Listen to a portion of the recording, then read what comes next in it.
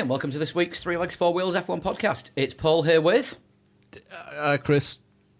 Dan. No, you're not Dan. Not Dan. Dan Lewis. No Dan. No Dan, and Sean couldn't make it either, but Dan, get well soon. Yeah, not well, apparently, so, yes. Please get well soon, He's Dan. dead. No, he's not, He's not dead. dead. His passing has hit us all very hard. Some of us are in denial, but I'm moving forward. If you would like to join a podcast team, Please send your resume along with a picture of your boobs. No. What the worst way to start off a podcast. I'm so sorry, everyone. Why? I'm just trying to replace a tit with a tit. No. See, this is the thing. Dan is our anchor. We know this. Because that's his surname. Yes. But when he's not here, everything goes awry. It's taken less than 30 seconds and it's already gone wrong. Well, I mean, the last show we missed, Sean was able to step in, but she's got work commitments tonight, so she couldn't make it. She's not sending you a picture of her boobs. I don't want to see her boobs. What's wrong with... I know her. And her tit sat next to me. Dun-dun-dun-dun-dun. Boom. Well, thank you for that. Anyway, back onto what we're here for. Your denial warms my heart, though. I think as long as yous are alive, Dan will be alive. It's back to the original trio, isn't it? Yeah. This takes me back to how we started it, making excuses for everything that you said. OG 111 years ago. 111 podcasts ago. What were podcasts like 111 years ago, Paul? Well, what you did was you got your wax cylinder and then you listened to it and you posted it onto the next person on the list. Like a chain letter. You attached it to a passing pigeon. Anyway, something big happened yesterday in the land of Formula One. No, in the land of Azerbaijan. Which is the land of fire. Yes. Well, there wasn't any. Well, there was moderate there was- fires. No, all the fire was Saturday morning. For Jopo. Yeah. Yeah, Was Jolyon Palmer I caught would fire imagine somewhere inside that Red Bull there was a bit of fire. when Max Verstappen got back. Yeah. Possibly. Should we go through team by team by team? I think we'll do the teams first, and then I think there's going to be quite a bit on the fallout. Well, yes, because of everything that happened. Everybody who's listening probably has seen the race by now. If you haven't, then Where the hell have you been? yes. The last time people were this worried about fallout, it was the Cold War. Yeah, Yeah. I think so. Especially between Germany and Britain. No, hang on. No, we were on the same side during the Cold War. Yeah, wrong war. Yeah, wrong Well, it war. depends which bit of Germany. Yeah, anyway, carry on. There used to be two of them. Shush! Azerbaijan. You sound like a bad Eddie Izzard punchline. Right, okay, well, where do we go with the worst team? I guess it's got to be Renault. Double retirement. I think they were the only team actually to get double retirement in Baku. Jopo has none of the luck. No, he doesn't. I mean, No. he caught fire on Saturday. Yeah. Engine failure, was it, on Sunday? Crashed in practice. Crashed in practice. Yeah, crashed into the barriers Yeah. on practice. Caught fire on Saturday, and then on Sunday was told to switch the engine off and coast into the pit lane. The only thing he's got to look forward to is he might be making love by Wednesday. Well, he got to chill on Sunday. Yeah, that was not the weekend that he needed to stake a claim for anything next year. No, I mean there's lots. Although for once, I am more than prepared to say most of that wasn't his fault. All of it wasn't his fault, really. Apart from Apart from hitting the the crash. barrier. Might have been his fault. That was the curb, which I said on last week's pod they were removing because I had read on somewhere, I can't remember where. I actually think it was the BBC that said that it was being removed and it would just be flat, be painted but flat, and cars would be allowed to go. But it was back. There was sausage like curb in it. Yeah, and then for Friday and then for Saturday it was moved back quite considerably. So. Well, they ended up removing it after the what the fuckness of F2. Yeah. Yeah, when the cars got jammed and And at one point it looked like everybody that hadn't got past turn 8 on that lap had retired from the race because even the safety car couldn't get through. no. Whoops. It was just a mess. Yeah. You can't have something like that happen to a Formula One race. No, you can't. But I mean, it could happen. It at could Monaco. happen, but you don't want to. Monaco or Christ. someone like that. No, it would be bad PR, wouldn't it? I think the difference with Monaco is Monaco have been putting races on for so long. They have some of the best marshals in the world at Monaco. Yeah. Azerbaijan don't. have No, some of the clearly best ones. they don't have the best marshals in the world by how long it took them to clear Danny Kvyat's car from the track. And the fact that for some reason they thought it was a good idea to have a golf cart go out with a brush tied to the back of it. Yes. Yeah, that was yeah. I did a quick check, and apparently, during that 5 minutes that was going around the track, I collected more carbon fibre off the track than they did. They didn't collect anything. No. Just move things around a No, bit. sorry, yeah. In that case, we collected the same amount of carbon fibre. But no, talking to the marshals on Saturday in FP3 when Palmer stopped and the car burst into flames, or the back end of the car certainly did. When they were craning it off the track, it looked really unstable when they attached it to the tractor. Yeah, they had human guide ropes. Did you notice that? Yeah, I mean there was two guys at the front weighting it down because instead of how on the cars they've got the slot underneath the airbox that they put the strap through that the tractor lifts it up by. Yeah, they didn't bother with that. They just put the strap under the airbox itself. Whoa. And it was just hanging from the intake. Jesus. So all the way it was at the back, there was nothing balanced because these slats are put in at a balance point where it can be picked up and the car stays level as it goes. So what did they do? Two guys leant on the front wing and pushed it down so that it stayed level until they craned it away. And I'm thinking, this is going to go badly Well, wrong. Sky asked Franz Tost, the French Toast, the team principal from Toro Rosso, do you get cars back damaged when they when that happens? And he said, unfortunately, yes, it's part of the job. So we pretty consigned to the fact that even if the car just stops and there's nothing wrong with it, by the time it gets back to us, there's probably something wrong with it. Yeah. So it happens, and it's unfortunate, but it's again like what Lee said. Then it's down to the experience of the marshals. Everybody else, you wouldn't see that at the British Grand Prix, for example.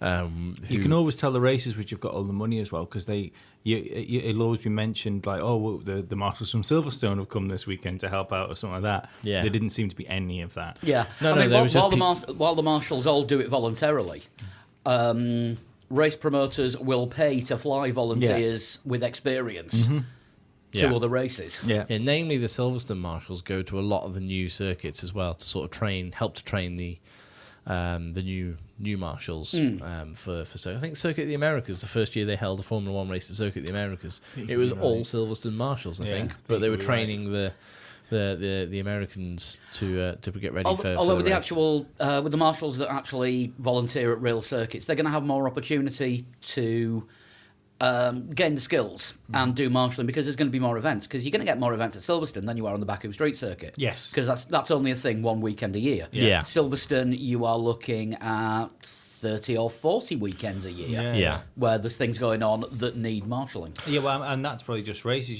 Don't forget, you'll probably still have a handful of them there for track days and stuff like that. You know, just general running of the circuit. Yeah, there is that. But talking of Renault and the fact that it was a street circuit and both cars retired, graceful retirements for both cars. Palmer cruised into the pits switched his engine off on the way into the pits, and hence he just coasted in very slowly, which apparently caused Red Bull to call off a pit stop because he was going so slowly on his way into the pits when everybody else was filing past the pit straight. Red Bull called off a pit stop because they thought they might get stuck behind the coasting Julian Palmer. And I don't know if anybody noticed, but when Hülkenberg clipped that wall and broke his wheel, he nicely tucked his car away at the end of that escape road. He didn't even leave it in the escape road. He went out of the escape road. Oh yeah, because there was that chicane at the back of it, at the back of the escape road, and he took it fully round there. Yeah, so there was no need for a safety car. Nope. No need for any, and no drama basically with either Renault retirement. It was just I've clipped a wall, which was unfortunate for Hülkenberg because he was driving well up to that point. I feel that if he hadn't clipped that wall, he might have got his podium.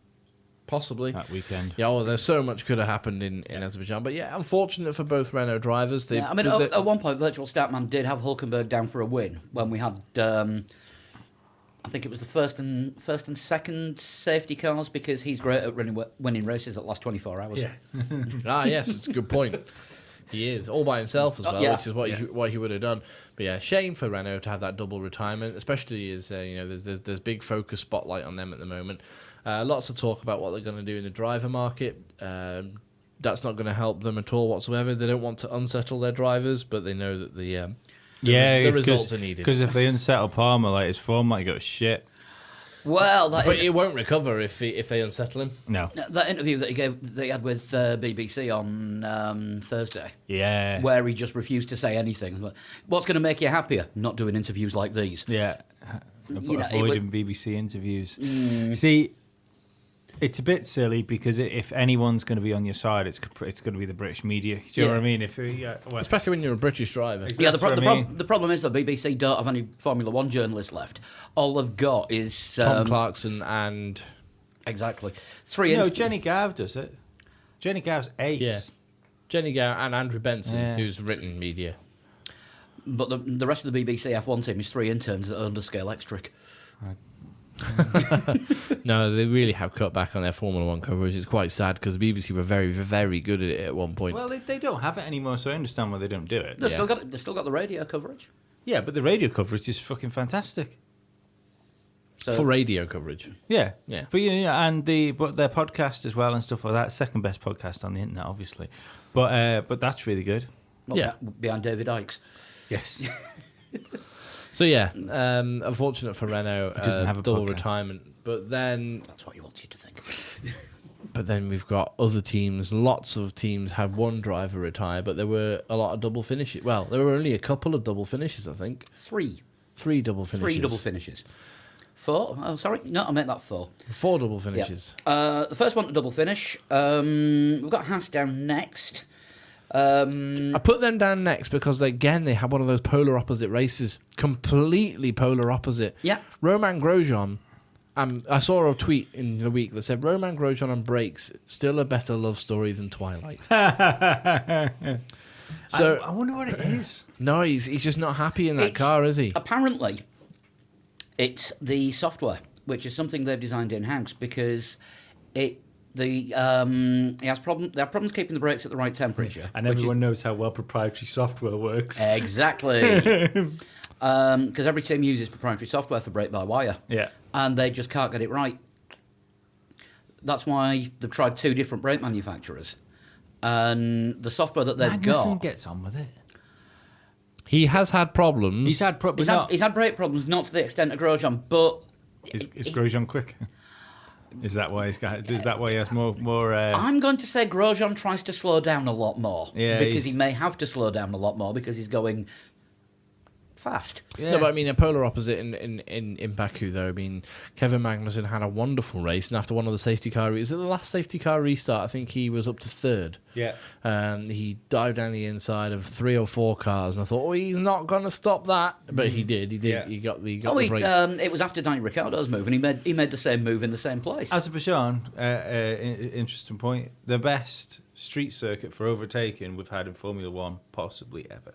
Yeah, Yeah. it worked this year. This year was the race it should have been last year, but everyone played it a bit too safe last year. It was like, we could be the ones to bring out the safety car, and we don't want to be those people. I tell you what, I think we might be in for a Borefest again next year because Well, I don't know, because last year they weren't allowed to tell the drivers to push. yeah, but I think one of the reasons that we had such an exciting race was because they brought tyres that were too hard and they didn't have any grip.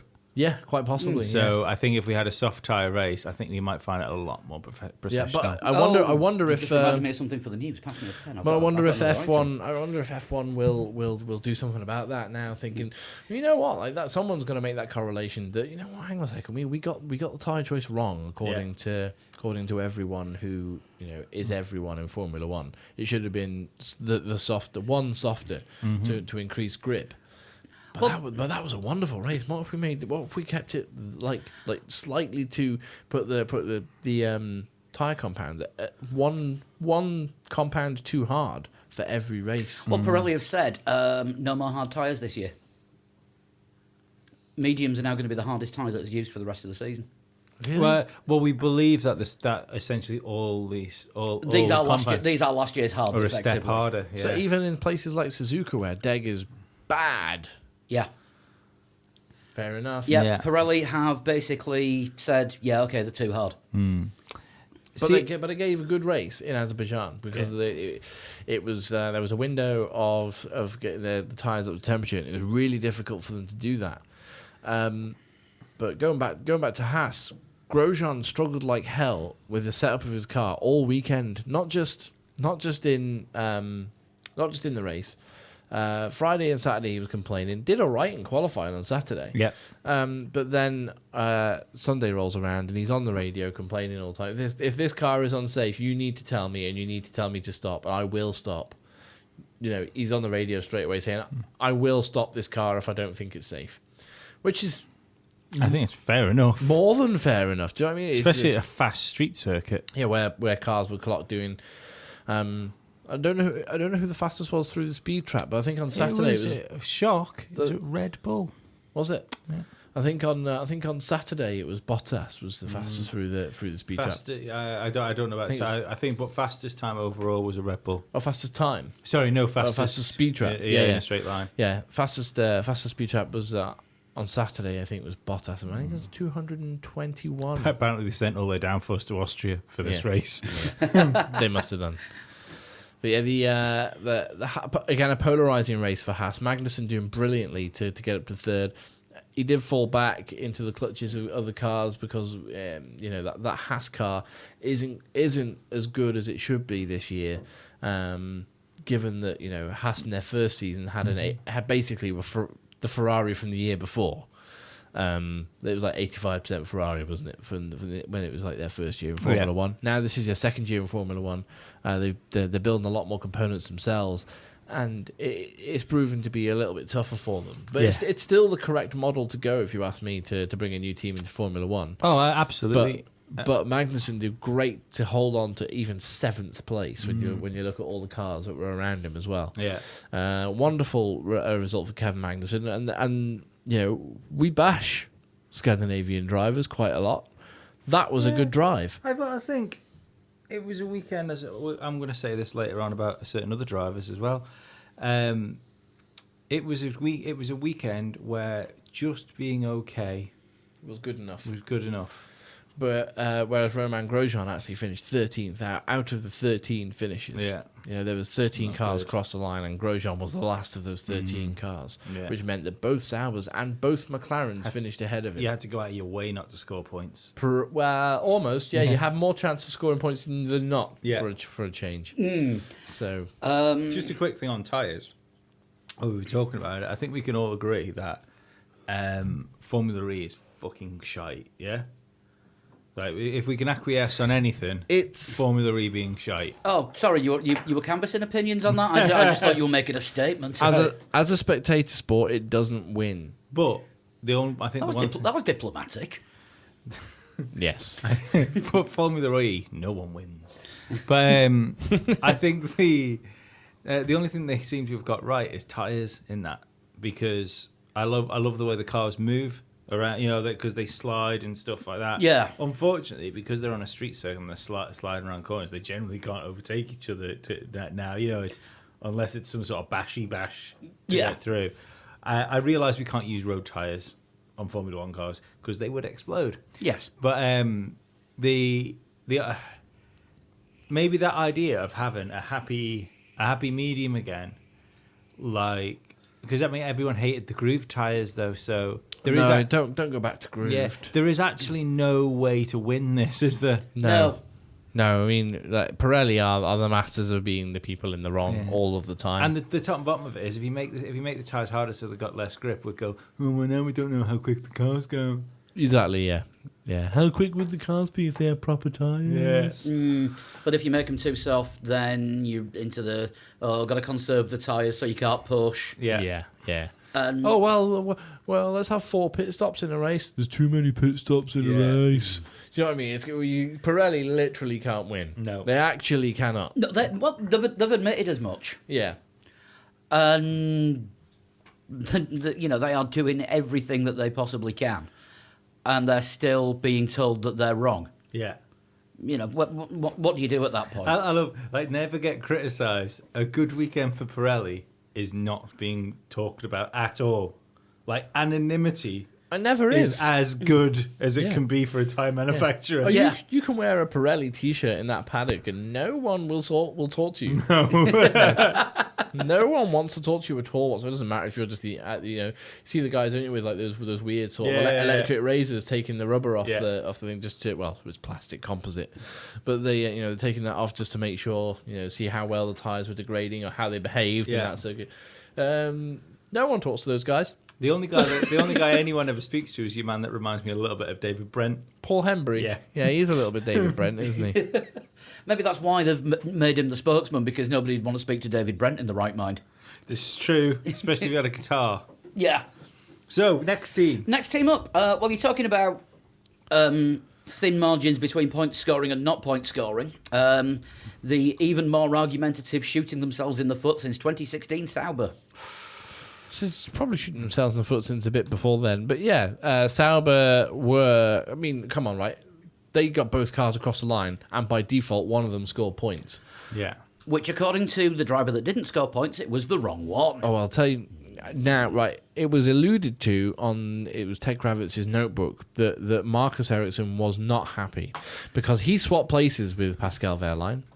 Did anyone see the replay of when Ericsson and Wehrlein swapped places? You mean after they bumped each other? No, that was the swap of places. Yeah. It was not clean. They should have just swapped places, like on a straight or something, because there was nobody near either of them. It was nobody behind them, nobody ahead of them. They swapped places to see It was between turns 2 and 3 under DRS. Well, then they didn't swap places. But they were told No, they to were swap told- places. No, yeah, that's They were told to grand. swap places, and Ericsson defended. Right, well, that's fine. Well, he didn't. He has nothing to argue with then. Well, because this- he didn't surrender his position. Why should fucking Wehrlein give his position back when he had to race him and overtake him to take it? Well, if you believe what came out when Manisha left the team, yeah. the initial story was Sauber's ownership, Longbow Capital Finance, Yeah. aka the Marcus Ericsson fan club, wanted to favour Ericsson as number one driver over Wehrlein. Yeah. And she disagreed with that, which led to a mutual decision to part ways. So she was sacked. Mutually.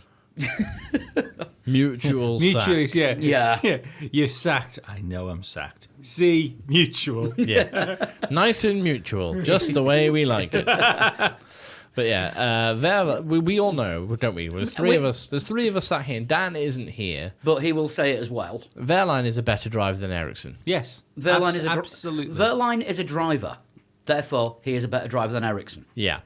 Absolutely. Ericsson is the worst Formula One driver on the grid. Yeah. Even given Palmer's problems. No, Ericsson is Palmer's awful. a better Formula One driver. Yeah. Ericsson was supposed to score his first points of the season, though. Now, there was a radio transmission to say, like, Wehrlein can, on his strategies, on slightly newer tyres, he can attack Alonso. Well, I think it was Sainz at that point, but Sainz and Alonso then switched places. He can go for ninth. Yeah, he can go for ninth. We'll switch with Wehrlein. Now, if Wehrlein can't get past, then we'll switch places before the end again, and you'll get your first point. Yep, that sounds fair, doesn't it? Let's be honest, that sounds fair. I'll give him a go to get the team It sounds what I points. think teams should do more often. Yeah. We've seen other teams do that kind of thing before. Yeah. So they switched, or a little bit less cleanly than they would have liked. But they didn't know that they didn't switch, though. Well, if he defended, Wehrlein overtook him. Yeah. Yeah. Yeah, under DRS, Yeah. and they... Wehrlein was So ahead. did they switch under DRS or under duress? Ah. Oh, good God. But I thought that was quite good. Wehrlein was after what Alonso. thinking did. Alonso had no battery towards the end of the race in the McLaren, which we'll get to in a bit. But he ran out of laps and time to try and pass him. By which point, Stoffel Van Dorn was only half a second down on Ericsson for 11th.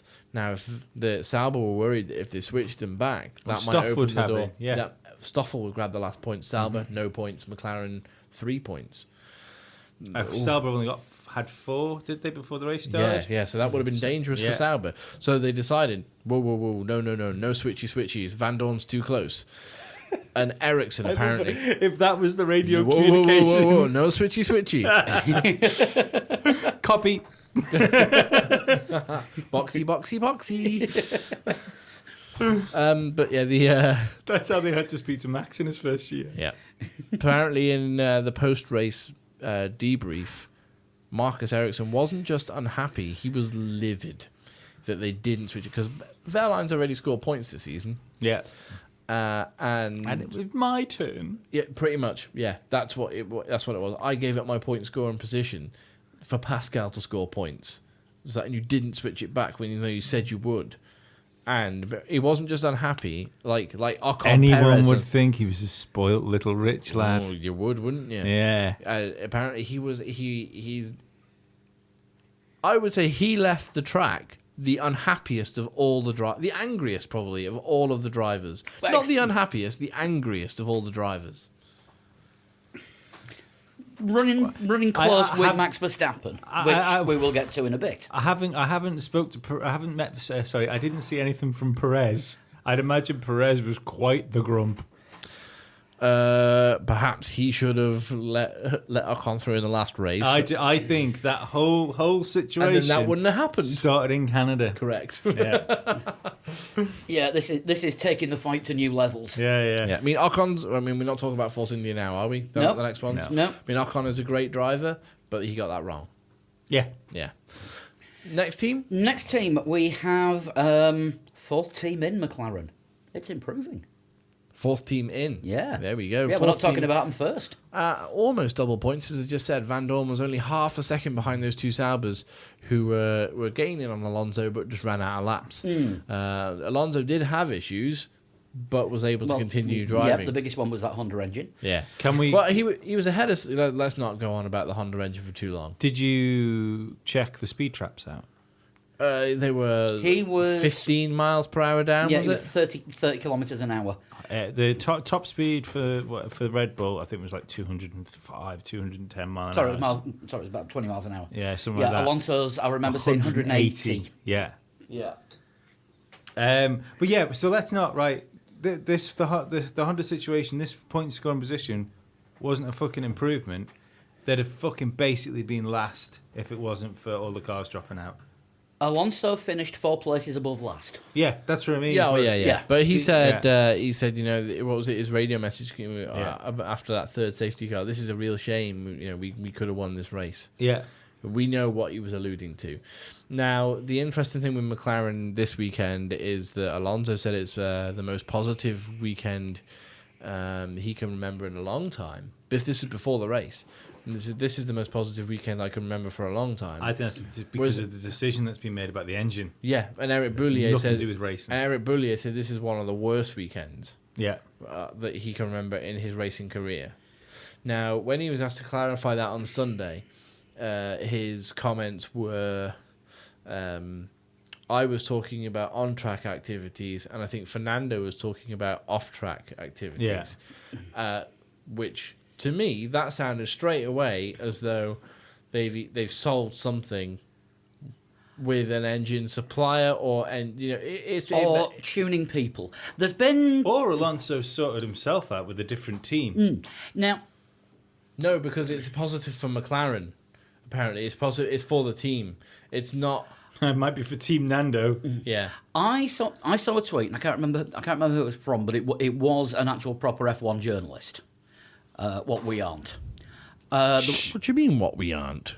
The proper F1 speculators. That makes us journalists. Yeah, fair point. But there was a rumour going around the If paddock, the Sun's a newspaper, which it isn't. There was a rumour going around the paddock that Honda have agreed to get outside help in for next year's engine. And the outside help is going to be provided by AMG. So essentially, Mercedes are sending some of They their are sending engine specialists over so that it's going to be a Honda sort of AMG tag. Well, But the weird thing is, a lot of people I think about to say what Lee's about to say. They're sat there going, "Why the hell would Mercedes send people to go and help Honda?"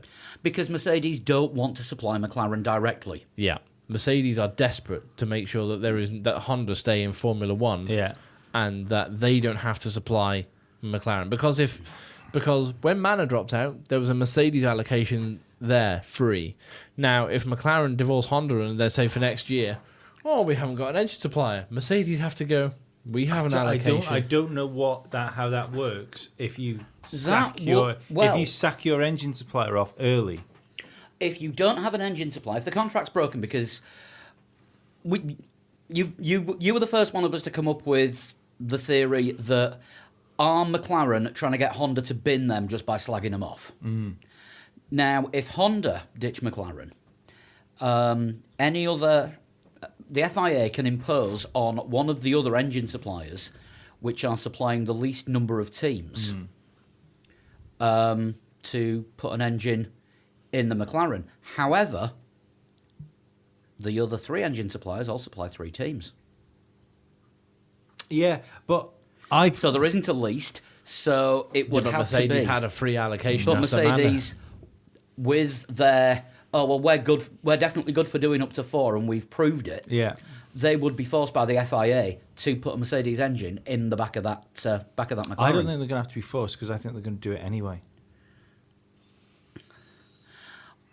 According to Eric Boulier, something will be announced. It's only weeks now until they say something. I also found it very interesting that on Martin Brundle's grid walk, he caught Niki Lauda and Flavio Flavio Briatore. Briatore having a cozy. Yeah, and then Martin decided to start talking about Fernando's future Yeah. and said, are you signing him up? And then Niki Lauda straight away was, no, we have 2 drivers. Yeah, No, it's you such- don't. such Not a- for next year. Yeah, it's such a non-answer. And I think Flavio, I think, was very interesting because he was so non-committal when it came to McLaren. He said he's with McLaren at the minute. There's nothing to announce. He won't be in McLaren next year. I'm fucking guarantee it. I think he'll be in a Mercedes. And I think... Do you think that McLaren will swap Alonso for an engine supply? I don't think they'll have to swap for it. Because if Alonso wants to go, I think he'll just go. His contract's up. He can go if he wants to go. So there's no swappy. Not boxy. Not boxy. But I tweeted the thing about Eddie Jordan saying that Mercedes might sell the team come the end of the year. Eddie Jordan, right, for being a senile old man, he happens to be one of the a well-connected senile old man. He gets a lot of things right. Yeah, and to be perfectly honest, did you hear how angry Toto Wolff was? Well, I did. All weekend, yes. Yeah, well... No, about Eddie Jordan. Oh, I was going to say, there was the one where he nearly punched Ted Kravitz's lights out, but... Yeah, no, the one where, before that, he said something along the lines of saying that he thinks Eddie Jordan should stop spreading these fake news rumours, and he should keep his nose out of it, So essentially. if it was officially denied, does that mean it's true? No, but personally, I think Toto was upset because whoever Eddie Jordan's been speaking to is obviously above Toto. Possibly. Dieter Zetsche or someone like that. But yeah, I mean, let's not ramble on about the McLaren, Mercedes, Honda sort of love triangle thing that's not I mean, going it on yet. it will continue to be, and the future of Fernando Alonso will continue to be the second biggest story after the championship. Yeah, but if he keeps putting in performances like he did this weekend, he's putting himself in the good drivers' mark as the best driver out there who could be available. He's the best driver out there anyway, in my mind. Yeah. But they've got points. They have finally scored points. Yeah, and it does. That is something to celebrate. But the fact that they scored them Still here, last, though. Yeah, Still last, but they've got points. But the fact that where they scored them here, where they probably shouldn't have scored any points, and they were ahead of the Selbers, then I think that bodes well for them beating the Selbers over the course of the year now. It probably does. There's a Series 3 engine upgrade for Honda coming very shortly. Yes, Saturday. This coming Saturday. No, last Saturday. They used it in FP3, Yeah. and then swapped back to the Series 2 engine. But Right. apparently there's It's worth about 0.3 per lap About on that, yeah. average. Yeah, well, they said it was about that, but Sorry, it was Friday they used it, and then they went back to the Series 2, but with brand new components again. But apparently the numbers don't match up with that. Yeah, with the Well, it's always the case, isn't it? Honda say it's worth Yeah. this. McLaren put it in their car, and McLaren But- go, "What have you done? You've given me a bag of spanners." Yeah, but word on the street is that Honda never turned up with any intention of running that engine at all on a race or qualifying, and they were essentially doing live dyno tests. Just using Friday as an actual test rather than practice. I don't know what the proper rules are, but by all counts, there's a few of the FIA rule people think that's probably not cricket. Well, I know they took the Series 3 engine out of Alonso's car and replaced it with the Series 2 because of the gearbox failure, and they didn't know if it had damaged the new engine already, which is why they went back to the previous version. Yeah. Albeit with a new MGUH and a new turbo. Which puts another Series 2 engine in Fernando's pool. Great. The slow one. Yeah, but it does. I mean, they're going to have to. Yeah, it doesn't make sense because the pool thing not working like it does. They're going to get penalties anyway now, aren't they? So. It's penalties every race now. Yeah. There's no way around it.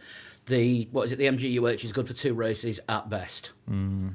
Doesn't work, does it? This new regardless of even when you look at the top teams, like the amount of teams which are, if you look at like that big yellow and red chart that are on red numbers now, the components, the allocation that they're given to go racing for a full year isn't enough. No, it's designed so that everybody gets penalties. It's just who incurs them sooner than the others. No, but that's it's not designed to give people penalties. It's designed because whoever's draw this up thought if we give them less, they have to make them stronger. They have to make them last longer, and it's just they just can't. They can't because that's in the essence of Formula One. Isn't what Formula One's at. If you're not running your cars and therefore the components in your cars at peak performance, then you're not doing racing properly. Quite right. Yeah, it's meant to be.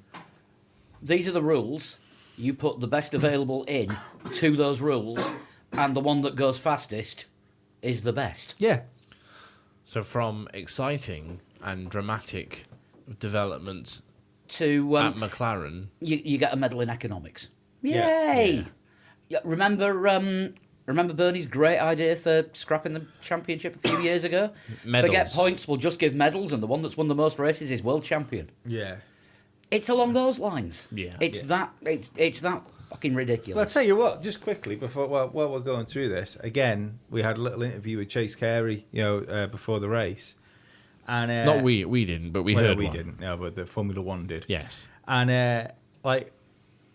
it was easy given who Bernie was to go, it has to be better. Selling someone else having the sport has to be better. But when we were talking about it, we were saying like, well, we'll just have to see how it goes because who knows? Sometimes better than ever you know sort of thing. Yeah. But they don't seem to be putting a foot wrong in what their plans for Formula One are. I was expecting. Remember I'm going off on a tangent with the reference here. Remember the episode of The Simpsons where the Germans bought the power plant from Mr. Burns? Yeah. And they just didn't know what to do with it and sold it back to him for half of what they paid for it. Yeah. I thought F1 could have gone like that and we could get a more powerful Bernie in charge. You struck me down once, I've become pure energy. You thought I was a dictator before. Now watch. If you strike me down, I shall become more powerful than you could possibly imagine. Yeah, Which was a lie.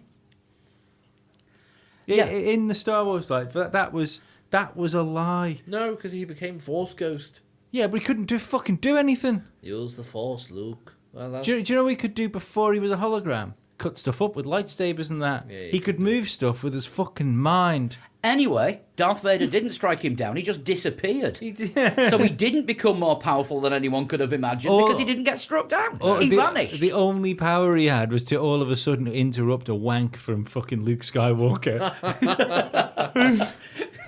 Right. Yeah, right, yeah. Back on track.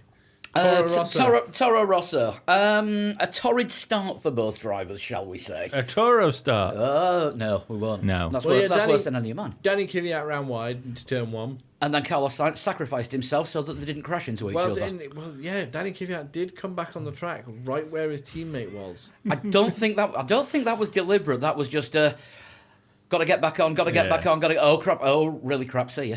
Yeah. And Sainz, if those tyres weren't cold, he would have been fine. But because it was just like they were 600 metres into a Formula One race. I have never seen a car try and spin in 2 different directions at the same time.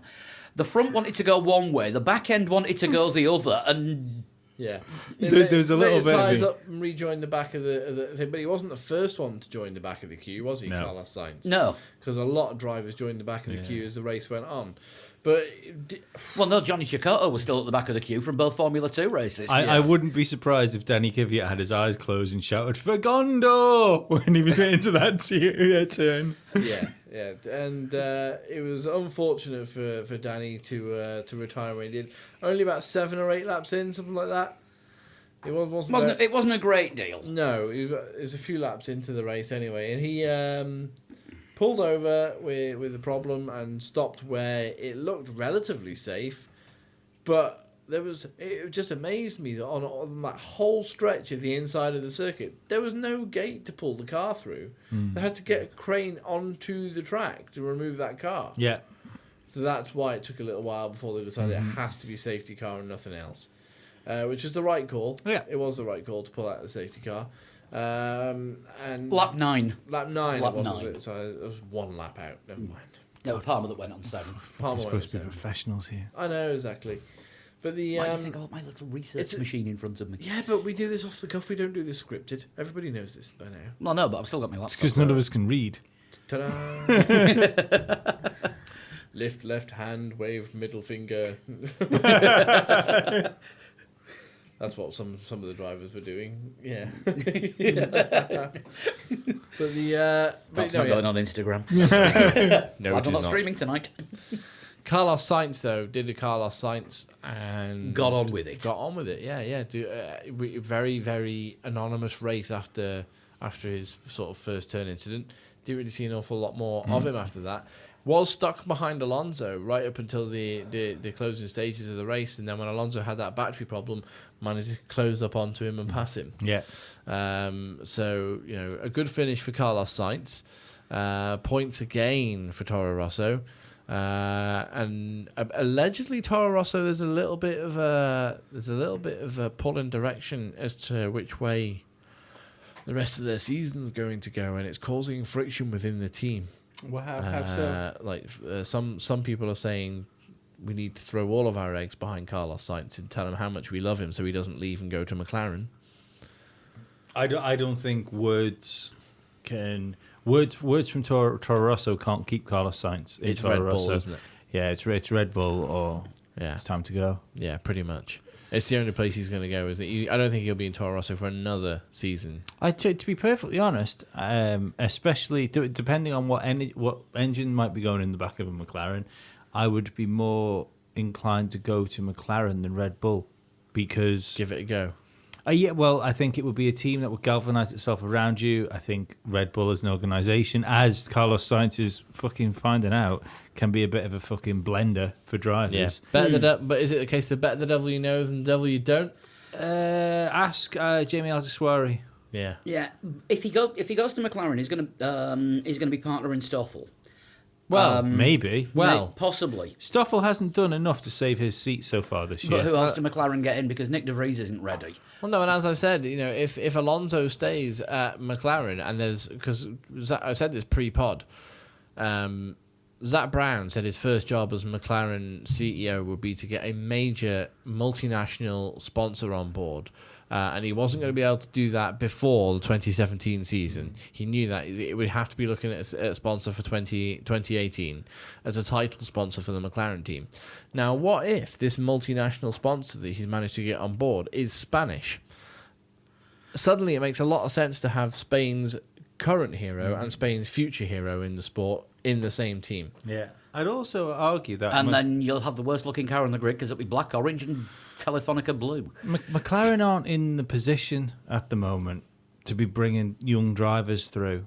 I think they've made a mistake. Nick De Vries isn't there yet, is he? Let's be Who? honest. Nick De Vries is McLaren's Formula 2 driver. he's looking like he's got potential, and the only other one I can think of on their young driver program, who I would love to see on the grid just for the name, is Lando Norris. Yeah. Yeah, but is he European Formula 3? Yeah, he's only 17, so he's not actually old enough. I don't think that... because it seems to have calmed down slightly now as well, which I think is quite healthy for Formula 1. After Vettel had like Red Bull brought Vettel through, and just the way Red Bull do things, because Red Bull do things a bit differently to everybody else, given two teams, obviously. I don't think the youth movement is the sure bet that sort of people in Red Bull thought it was. Because realistically, they hit gold with Sebastian Vettel. Yeah. Verstappen wasn't really part of the Red Bull Junior program, was he? He was given a test. He was given a test in a car that wasn't actually his. They didn't bring him through from karting. Yeah. He was coming to Formula One, whether it was with Red Bull or it was with somebody else. Yeah. So realistically, from the youth movement that Formula One's had since Vettel, because and don't get me wrong, I realise Lewis Hamilton came in when he was young as well. Yeah, but Ron Dennis grew him in a test tube. Yeah, but not quite as young as Vettel even. I think I through Red Bull's whole thing of bringing all these drivers through and like throwing them all in, and the only ones they've actually had which have worked, like properly worked, are Max Verstappen, which I still don't think is a proper Red Bull driver, Danny Ricciardo, and Sebastian Vettel. Yeah. The jury's still out on Carlos Sainz. He could quite easily become the fourth on that list. Yeah. But when you consider that, take Verstappen off it, that's 3 drivers from the junior program, which, if Red Bull get rid of one of them, will find another seat. When you think of all the drivers they've brought through, and when they've decided to get rid of them, they haven't been able to get a drive somewhere else because they simply weren't good enough, to get a drive with another team. Yeah. That wasn't part of the Red Bull. Yeah. thing. This is, I think, is part of the reason that Toro Rosso are having a bit of a split of opinion at the moment. There's frictions inside the team, and they're not. They think this car is able to perform better than it is. Yeah. And some people within the team are saying, well, we need to push the drivers more. Is Vettel the only driver that's left Red Bull that's won a race? Probably. Who's left Red Bull and not retired from Formula One? Christian Klein, retired. David Coulthard, retired. Mark Webber, retired. Yeah, it must be. Buemi, Bourdais, Verne. Yeah, none of Left them. the Red Bull organisation. Oh, I see. The whole lot, you mean? Yeah. Yeah, I think you're right, yeah. Yeah, but Well, Buemi did very well in Formula E. yeah, no, but we're just. And Bourdais is an Formula IndyCar One. driver that got a few goes in a Formula One car. Yeah, but let's just stick on like Formula One stuff. See, I always think, and I always have believed, that the idea of bringing the junior drivers through sounds better than it actually is, and I still respect the way Ferrari do it, Mercedes do it, Oh, yeah, there was a lot of... the way McLaren used to do it until they had this thing where they brought Lewis through and they thought, like Red Bull have done, oh, it's easy, we can just make another one of those. Did anybody spot the 3 young Ferrari drivers in the garage of Ferrari gear? Did anyone spot that None this of weekend? those will come through to Ferrari. I don't know. I'm telling you, none of them will come through because Ferrari and like these the big serious teams, they don't make drivers, they make champions. Did you see who they were?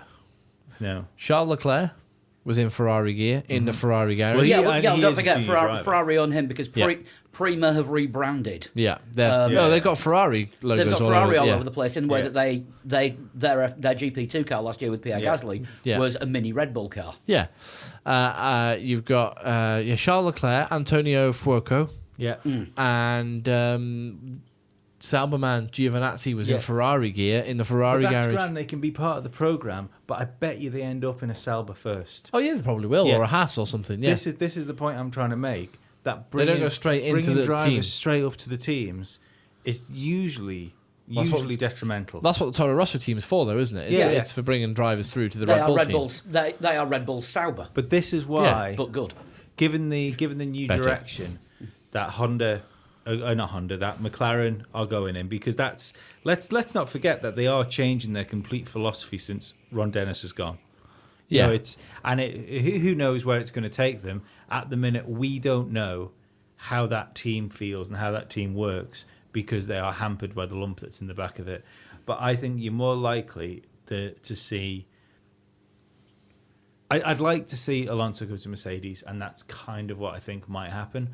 if he doesn't go to Mercedes, I think McLaren will have Mercedes engines. If he stays in McLaren, it will be with a Mercedes engine in it. And I think that if there's any talk about Sainz going to McLaren, it will be to replace Stoffel Van Dorn.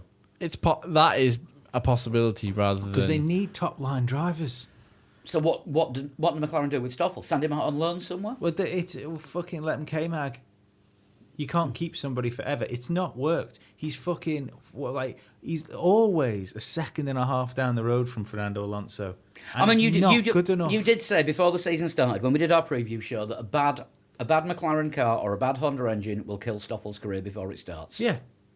Yeah, because he's only ever had good cars going into Formula One. Yeah. And Well, no, but this is the thing. Apparently the car's good. It's not fast in a straight line. Well, that's the thing. So essentially, if the car's good and he's good at driving good cars, he should still be on the back of Alonso. he should be somewhere near Alonso. Yeah. Despite the fact Alonso's had many years of experience, then he should still be. Didn't stop Lewis. No. He should still be a lot closer Yeah. than. And when you consider is. that, when you consider like Jensen when he was in the McLaren with like Lewis, or when he was in the McLaren with Fernando Alonso, Button's always been looked at as like one of the best drivers in Formula One, but not in the like elite top three. Yeah. You know, you always think like Alonso, Vettel, Hamilton, Button probably there. In a fourth place. In certain situations, yeah.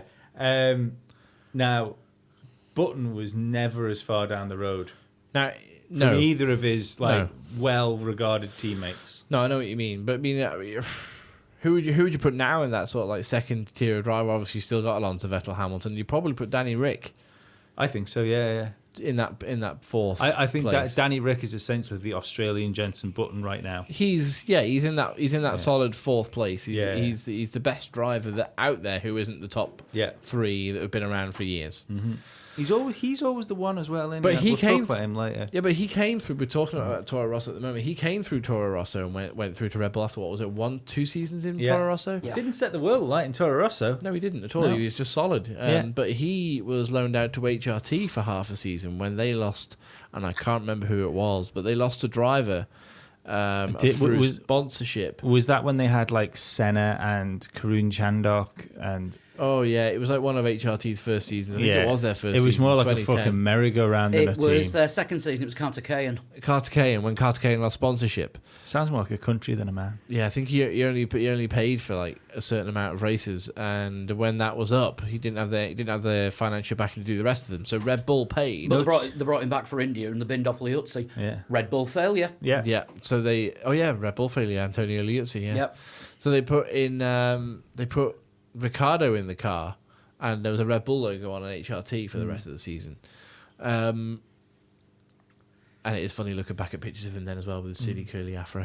But yeah, he's one of the few who I think could go on elsewhere and win races. Yeah. Do you know what I mean? But I hope that Toro Rosso's problems don't spill over on track and they do manage to keep... As I say, I think this driver market is going to be probably one of the most exciting for years. I think Sainz could save Kvyat. If they both pull each other along a bit. No, if Sainz leaves.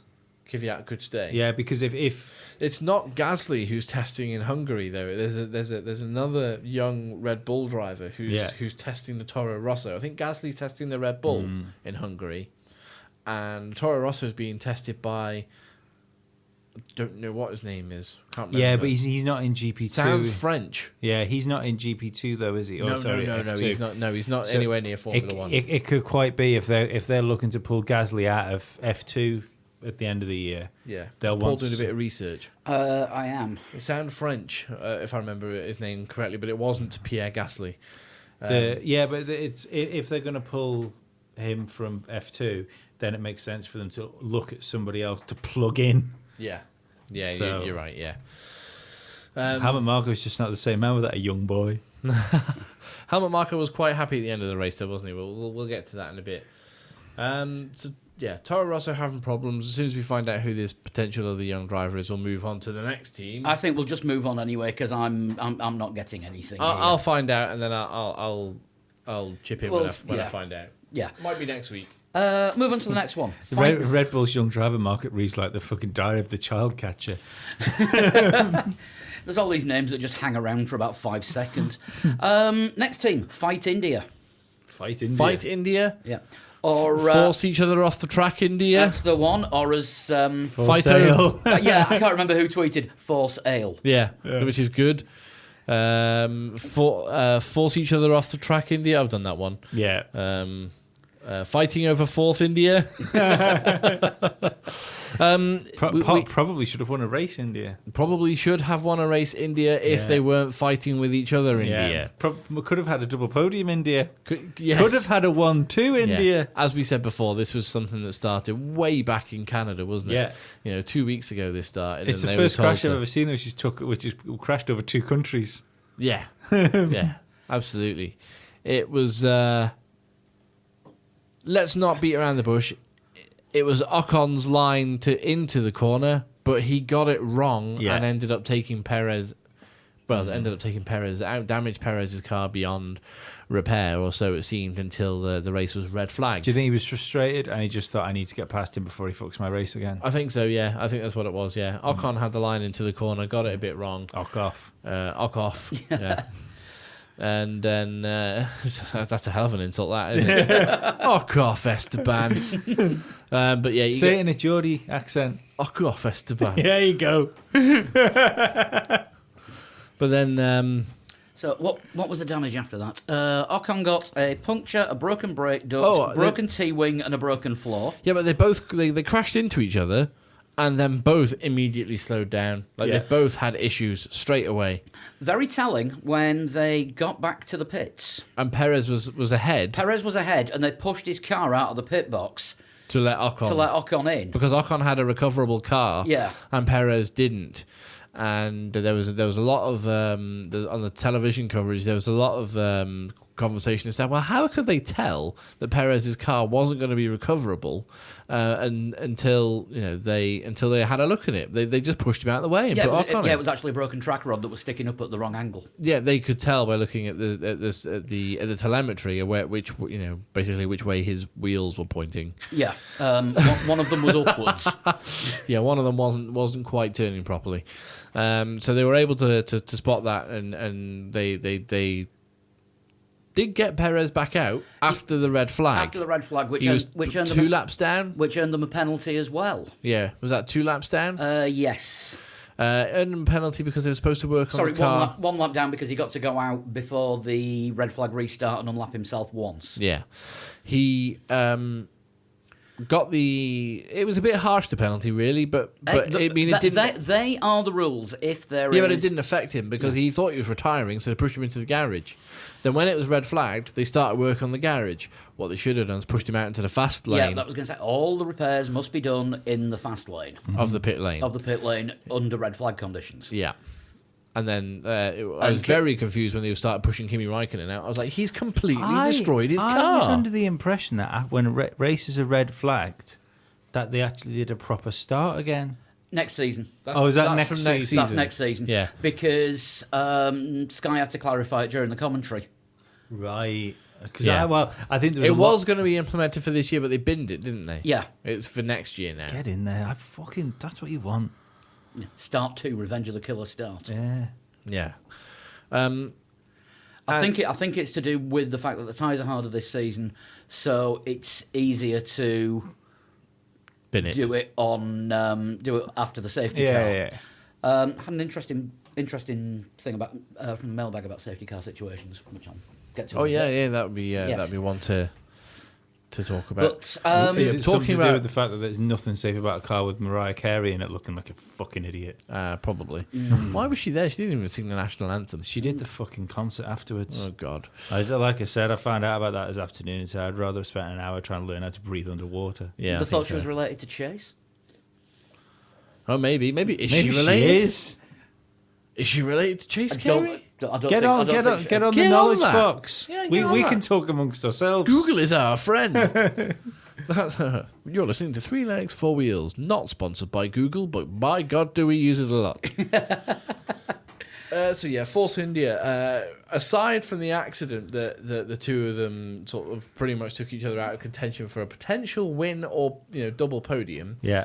Aside from that, Perez had a great race up to that point. He finished on the podium in Azerbaijan when it was the European GP last year, and looked in strong contention to get a podium again. And then at some point later on, after a pit stop, Ocon looked like he could possibly get a podium, and it just happened that both drivers found themselves in the same part of the track. And It was a good one. crashed into each other. Yeah, it was very exciting. It was good. I mean, who's the better driver out of the two? I don't know. I mean, Perez is more experienced. Right now, I don't think that'll be the case come the end of the year, the beginning of next year. Possibly not. It depends who deals better with this, because I mean that's a real rap across the knuckles. Both cars who were in contention for serious points, and they've had their knuckles wrapped. Well, I think both drivers will have been told pretty severely that that's not what you do. you say that, but it appears to be that Perez is that important. He can't be told off within that team. They have been told by Force India team bosses. So Bob Fernley and Otmar Schaffnauer. Yeah. It's unacceptable.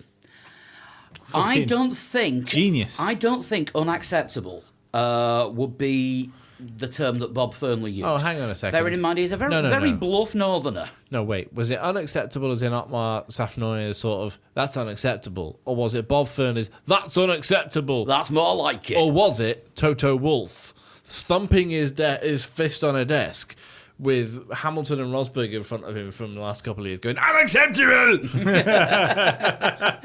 Because if it was either of those, I can see why they might be a bit I scared. still think Ocon is in a closer situation than Pascal Wehrlein is than you think he is. What's a Mercedes? No, in his own team at the minute, whereas Pascal and Perez are very important to the running of that team, whereas their teammates are not as important to the running of that team. Yeah. And I'd be interested to see what Mercedes think about that sort of thing, because if Mercedes are going to replace anybody with a young driver, Yeah. Ocon's the choice. For me, Yeah. absolutely. If they don't keep Bottas on at the end of this year, which I don't think they will. it all depends on what Hamilton does. If Hamilton sticks around, which I think he will. Well, he's said he's dropped hints about retiring and racing till he's 40 in the same weekend. And racing for Ferrari. Yeah. He said, I've always been a massive fan of the team, and one day I could see myself racing for Ferrari. Lewis just says anything to get tabloid inches. Do you think so? I don't think so. Do you know what? I genuinely think he's one of the... Regardless Don't forget, Lewis is his own agent and his own publicist. Yeah, but regardless He's never of- raced with an engine in Formula One that is not a Mercedes. No. But regardless of what you think about the content of his words and whether you like the content of his words, I do always believe they're honest. I think he is the most straightforward. Now he is. He never used to be. He always used to be a bit sort of flighty and a little bit... But now I think now even when he loses, he's not happy about it. But he's straight up about it. Yeah. And I do. I think there's less... He's obviously he's older. He's a bit more grounded, isn't he?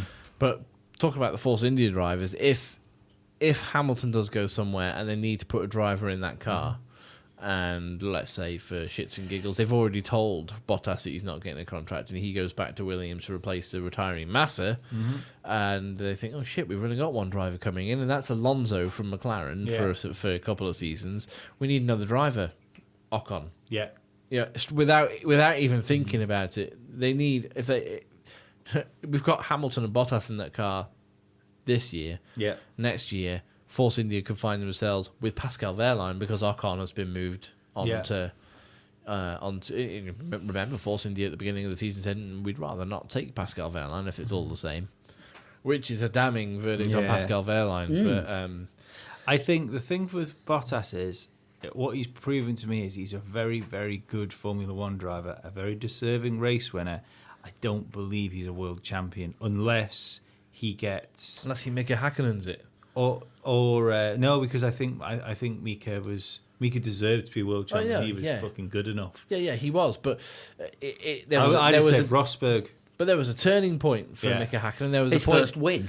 his first Yeah. win. There's a turning point for Mika Hakkinen where it all was a clicked for him, and he was just like, right, I've always been fast, but I've not always been consistent. Yeah. And when I've been consistent, I've not always been fast. So now I can marry the two together. I know what to do to win races. Yeah, Yeah. Hakkinen got his first win, and then he spent 2 years not losing. Yeah. Yeah. Whereas I think if they're going to get someone else in, I mean, how old's Hamilton now? 30, 30? Yeah, 31? and I think Early 32, I 30s. think he is. I think he will be one of the guys that retires earlier. Like I see a 35 for Hamilton, 35, 36 retirement. Yeah. So if you're going to replace Bottas, if Alonso isn't going to Mercedes, yeah, then I think you would get rid of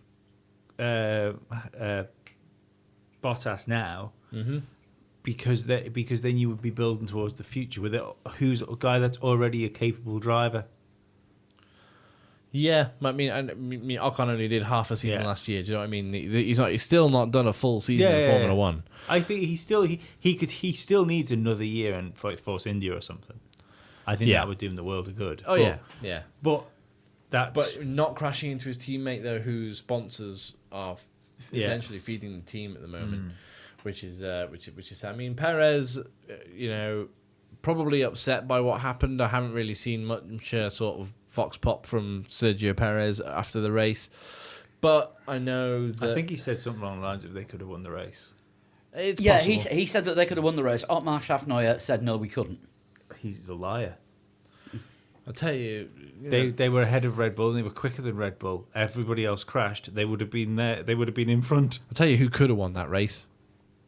Felipe Massa. Felipe Massa could have won that race. Williams, they had their best race as a victim of circumstance. Yeah. They had their best race since Silverstone 2015 when Bottas went to poop. Yeah.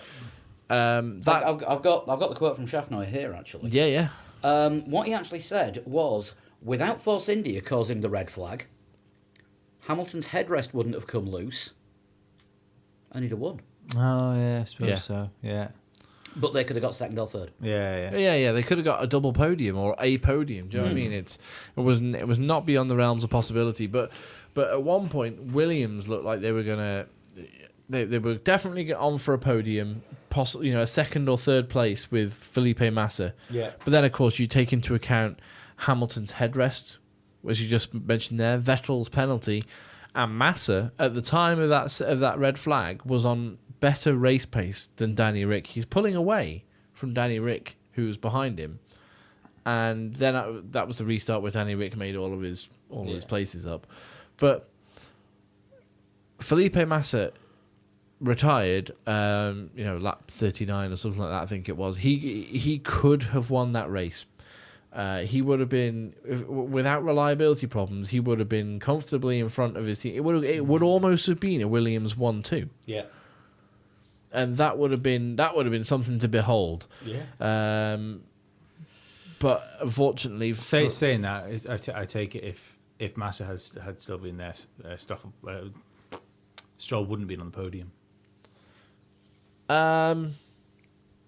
he would have been third. No. Ricardo would have. Ricardo. Yeah, Ricardo and then Yeah. Bottas. Yeah, sorry. Yeah, So would Stroll would have been yeah. fourth. Yeah, sorry. Yeah, you're quite right. But yeah, it would. But who knows? Maybe Stroll would have been given a bit of a hurry up if the race could have panned out so differently. I do feel really sorry for Felipe Massa. I was his biggest critic at the beginning of the season, saying, "Why the hell's he come back? He's never going to He's get a done a better retirement." fantastic job for He's Williams. been brilliant, and we were saying at one point earlier this year, they're only going to have one driver for the rest of the season. Yeah. But that may still be the case. I mean, Lance Stroll did brilliantly this weekend. Didn't make any mistakes. Half the field crashed in front of him. Yeah, but in practices as well. Practices and qualifying, it's quite easy to crash out, make a mistake. He's not And crashy. He isn't a crashy driver. He's just quite slow. Yeah. He still got into Q3. That means he Oh, can, yeah, he no, can he put did it. he can put that car where it should be. Yeah. Or he's got Yeah. the capability And of he- putting the car where yeah. it should be. But the thing is now, the big thing is his confidence. Now that he's got points under his belt, he's got confidence. Yeah. I'm interested to see where it goes forward. But Yeah. I do think that most of the media, and, Us included. no, I don't consider myself here because I'm not going to say what you think I'm going to say. Oh, go on. I think most of the media and like lots of the fan tweets and stuff like that might be going over the top a little bit. With Oh, they Stroll. always do. Oh, they yeah, always do. yeah. Every single car that retired from that race retired in front of Stroll. I think. Yeah, if you run through it, Verstappen would have finished ahead of Yeah. Lance Stroll. Both Force Indias would Han- have. Both Force Indias would have finished, so that's 3. Yeah. Hamilton and Vettel would have finished in front of him if it Yeah. wasn't for what happened there. Kimi You know, I'm thinking, in Kimi a straightforward Räikkönen. race, I'm talking here. Yeah. Kimi Räikkönen, so that's 6. And was Hulkenberg in front Hulkenberg of was in Stroll front when of he him. crashed? Yeah. I don't know if he was, but No, he was. He was in the points. I'm Hulkenberg. sure he was ahead of him. He was like, I think he was in like his usual 5th or 6th position, wasn't he? anyway, there's like 7 cars there. 7 Yeah. cars that probably would have finished ahead of Lance And Stroll. and then don't forget. Oh, Felipe Massa. Yeah, so there's 8 that didn't finish the race, or 8 that crashed. Yeah. Let's not forget the fact that Sebastian Vettel and That's what Lewis I Hamilton. said, yeah. Oh, did we say that? They dropped back. Yeah, so. yeah.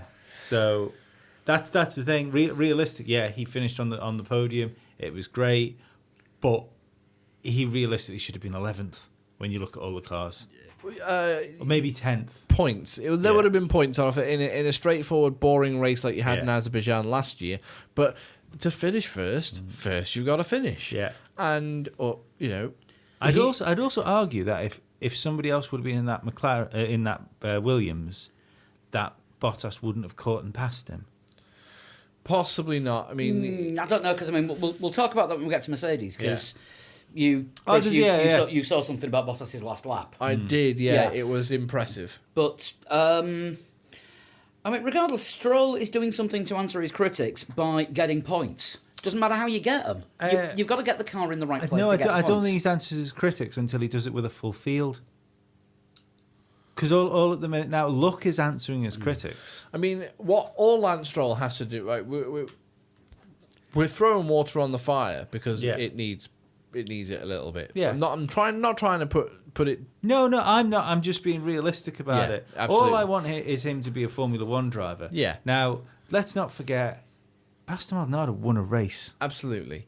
And that's what the sort of angle I'm coming at this from. Yeah. All Pastor Maldonado did after he won that race in Spain was retire for the next 5 races and then finish behind his teammate for the next 8 races after that. And I think he beat his teammate once more the rest of that season. Yeah. It was Maldonado's won a race and then he was awful for the rest of the year. All Lance Stroll has to do now to keep himself proven for the rest of the season Is do as well as Massa. Yeah. is be around where Massa Yeah. is. Maybe take a fight to him. Yeah. Maybe in Austria if they do find themselves, in the same bit of track at one point in a racing situation. Maybe not even pass him. Have a look. Have a go. If you got to back out, back out. But if you're there and you're having a go for the rest of the season on your teammate, that's fine. He's proven Just- he deserves to be there. I also think it's a good thing what Williams, particularly Paddy Lowe, are doing for him, which is giving him track time in a 2014 car at other circuits, because it's letting him get actual physical setups on the car. He had a car for 2 years to test privately. He had a simulator. Yeah. No, he had a car. No, he didn't. He had a He simulator. did. He had a simulator. Fucking did. No, he had his own simulator at Grove. Yeah, but he was given a car and he was having private tests. That happened. I'm not saying. I'm not he was, saying and he that. was doing that for 2 years. Damon Hill said it on something. He had 2 years driving a Formula One car to learn how to drive it before he got here. I don't know about that. I'll have to look into that. a bit more. That may need further research. But as a 16-year-old driving a Formula One car, are you physically strong enough to do that? I think you are, especially don't forget because you're talking he'd have had like a 2013, 2012 one or something like that. It's when all of a sudden they were slower and they were easier to drive. It's only this year where they've become the physical monsters that they are again. I'm not fucking hating on Lance Stroll, and I want him to do well. I want all the Formula One drivers to do well because realistically, as a fan of Formula One, I want to be able to turn around to other motorsport fans and say, yeah, that's grand, but Formula One has the best drivers in the world. Yeah. At the minute, you can only say that for like half the grid, if that. Yeah, quite possibly. Yeah. So that's all I'm saying. I don't think he did enough. And have you got the like the finishing orders and the gaps between cars to hand? I can have in a second. Well, I just want to know what the gap was, because bearing in mind that Gap between whom? between Stroll and Daniel Ricciardo, between first. I think it was about 6.5 seconds. I don't think it was even that big, actually. Was it not? See, I thought it was quite, considering he dropped back towards Bottas as well. I thought it might have been slightly longer than that. Just trying. I don't think he dropped back. I think everyone was speeding up, but Bottas was speeding up quicker than everyone. Oh, he had the best car on the Yeah. best car on the field to get through. Yeah, but Just bringing it up. Everybody at home or wherever you listen to the podcast, just twiddle your thumbs for 2 minutes. yeah. Just play with your phone, because then you feel like you're googling something But as well. don't pause the podcast, because we might not have the results when you come back. Or you could pause the podcast, go and give us 5 stars, On iTunes. yeah, and then come back and do this. Because this is how professional. Which I look like. professional unscripted podcasting works. But I looked at this because people were saying you can do it on your ISO device, you can do it on your iPhone, your iPad, and stuff like that. You can rate stuff. You can't do it in the UK, can you? I don't know because I haven't got an iOS. Yeah, no, I've been. I don't been know. I trying- don't do Apple I either. don't think you can do it in the UK because I spent fucking ages trying to work out how to do it. I on think my you've got to phone. use the podcast app rather than. No, I think you've got to use a PC and use iTunes on the PC. Oh, right. In the UK, it's a fucking. You mean a Mac, surely, because you're one. Well, Of, of you're, course, you're, yeah. you're one of them. No, now. I'm not one of those. I like things that look nice. Yeah, you are one of I them. like things that look nice. Listen, I charged this morning, and I've been off work today. Lee has just picked up his what was it, an iMac MacBook Pro. MacBook Pro. Yeah, there we go. Right, okay, I've got the results in front of me now. 8 hours on a charge. Fucking nuts. It's about how long it took Paul to find those. About that, because your missus is using all the internet watching Netflix. No, she's not. I'm downloading all the video games. Yeah, that's probably not helping. Stroll was 4 seconds behind Ricciardo. So 4 seconds. Yeah, that's too not bad. terrible, I thought is it it? might be a bigger gap. Yeah, No. and I mean, Lance Stroll looked like second, but within literally the last 100 meters or so. Yeah, he lost out by a tenth. Yeah. Yeah. I'm glad that he was second instead of third. No, third instead of second. No, because if it would have been third, Bottas was going for, and he'd have been knocked off the podium on the Oh, line. right. So Yeah, That would have been fucking shit, man. Yeah. But yeah, I just think people should cool the jets about Lance and let him. Oh yeah, but it's a celebration. what But happens. just chill out Yeah. because unless he's now Wonder Boy, he's not going to get many more for the rest of the season. We just had a mental race that I think is the craziest race we've seen since Canada at 2011. absolutely, Yeah. absolutely, which is why we're talking so much. Yeah, How many- you know that Canada 2011 was actually trending on Twitter during the race Was it this really? weekend. Yeah, Oh, wow. because there was that many people comparing it to Yeah. it. Yeah, no, Which- it was Understandable. It was one of the best races of the 21st century, definitely. Yeah. Yeah. Right, we have Ferrari next. Oh, Ferrari. Well, we've done Williams, haven't we? Because we've just been Yeah. talking about Massa and Stroll. Yeah, so Ferrari next then. Stroll on. Vettel. We'll do Kimi first All right then. Well, because talking about Vettel leads into the next thing on the list, which is Mercedes. Right. Okay, yeah. Kimi was the victim into turn 2. Valtteri got that horribly wrong. Bottas got it wrong, and Kimi was in the wrong place at the wrong time. I said Yeah. pre-pod when Lee was out of the room, and I think you're going to agree with me. Nico Rosberg wouldn't have made that error. Nico Rosberg wouldn't have made that error. Nico Rosberg would have backed out of it and gone, "Oh shit, I'm third," and driven around, and everybody would have gone, "Fucking Rosberg, useless Rosberg," and then at the end of the race would have won. Yes. Kimi, but I just think God had an accident in mind for Kimi on that, because Seb nearly ran in clean into the back of him, Yeah. and he got away with that one, but no, he's not getting away with Bottas. No. Just quickly, I think given how the race talk's going to end, we should probably go Kimi, Bottas, then the lovers. That's a good idea. Yeah, Yeah, let's yeah. do We that. always end up talking about Ferrari and Mercedes at the same time when we do Yeah, the yeah. reviews, anyway. Yeah, but so we've still got. There's another team at the end. there's another team at the end. because there is one to talk about last. Yeah. But But yeah. yeah, It was Valtteri's fault. He spooked himself by taking such a tight line into that second turn, I Yeah. think. Kimi was quite confident, and unfortunately, much in a similar vein to the Force India accident, but obviously much earlier in the race. They came together, and it sort of hurt both of their races, really. Yeah, Kimi's another guy because he had the legs on Vettel all weekend. He'd have done really Kimi well would if that would happen. Again, in a normal race situation, Kimi would have been podium. Yeah. I feel a bit sorry for him actually. You know, for He could have won that. yeah, but you know all this chatter So about could everyone else. yeah, but you know all this chatter about Ferrari. I think I was on for winning it at some point. Yeah. But all this chatter about Kimi getting dropped at the end of the season, he really doesn't deserve it. no, the best person to replace Kimi Raikkonen next season is Kimi Kimi Raikkonen. I said that 2 years ago, Yeah. and everybody was like, "Are you sure?" And then the Ferrari replaced Kimi with Kimi. Yeah. So- Oh, Massa's just retired, but they've replaced him with Massa. Yeah. But yeah, I just don't. I don't understand what the thing because he's keeping Vettel honest. He hasn't got the points Vettel has, which may be partly because Ferrari didn't let him at a race. Yeah, pretty Yeah. much. And maybe because he's had a few spoonfuls of bad luck here and there. But like, And it's a very, very big spoon. yeah. But he keeps his mouth shut and not, just. not as big as Palmer's. He's fucking supping from Mama's pot, not a spoon.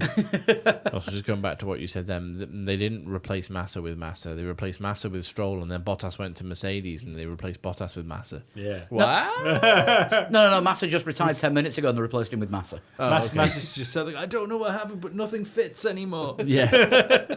Well, I'm not from Finland. Why are these overalls so baggy? I'm not from Finland. Neither am I this long.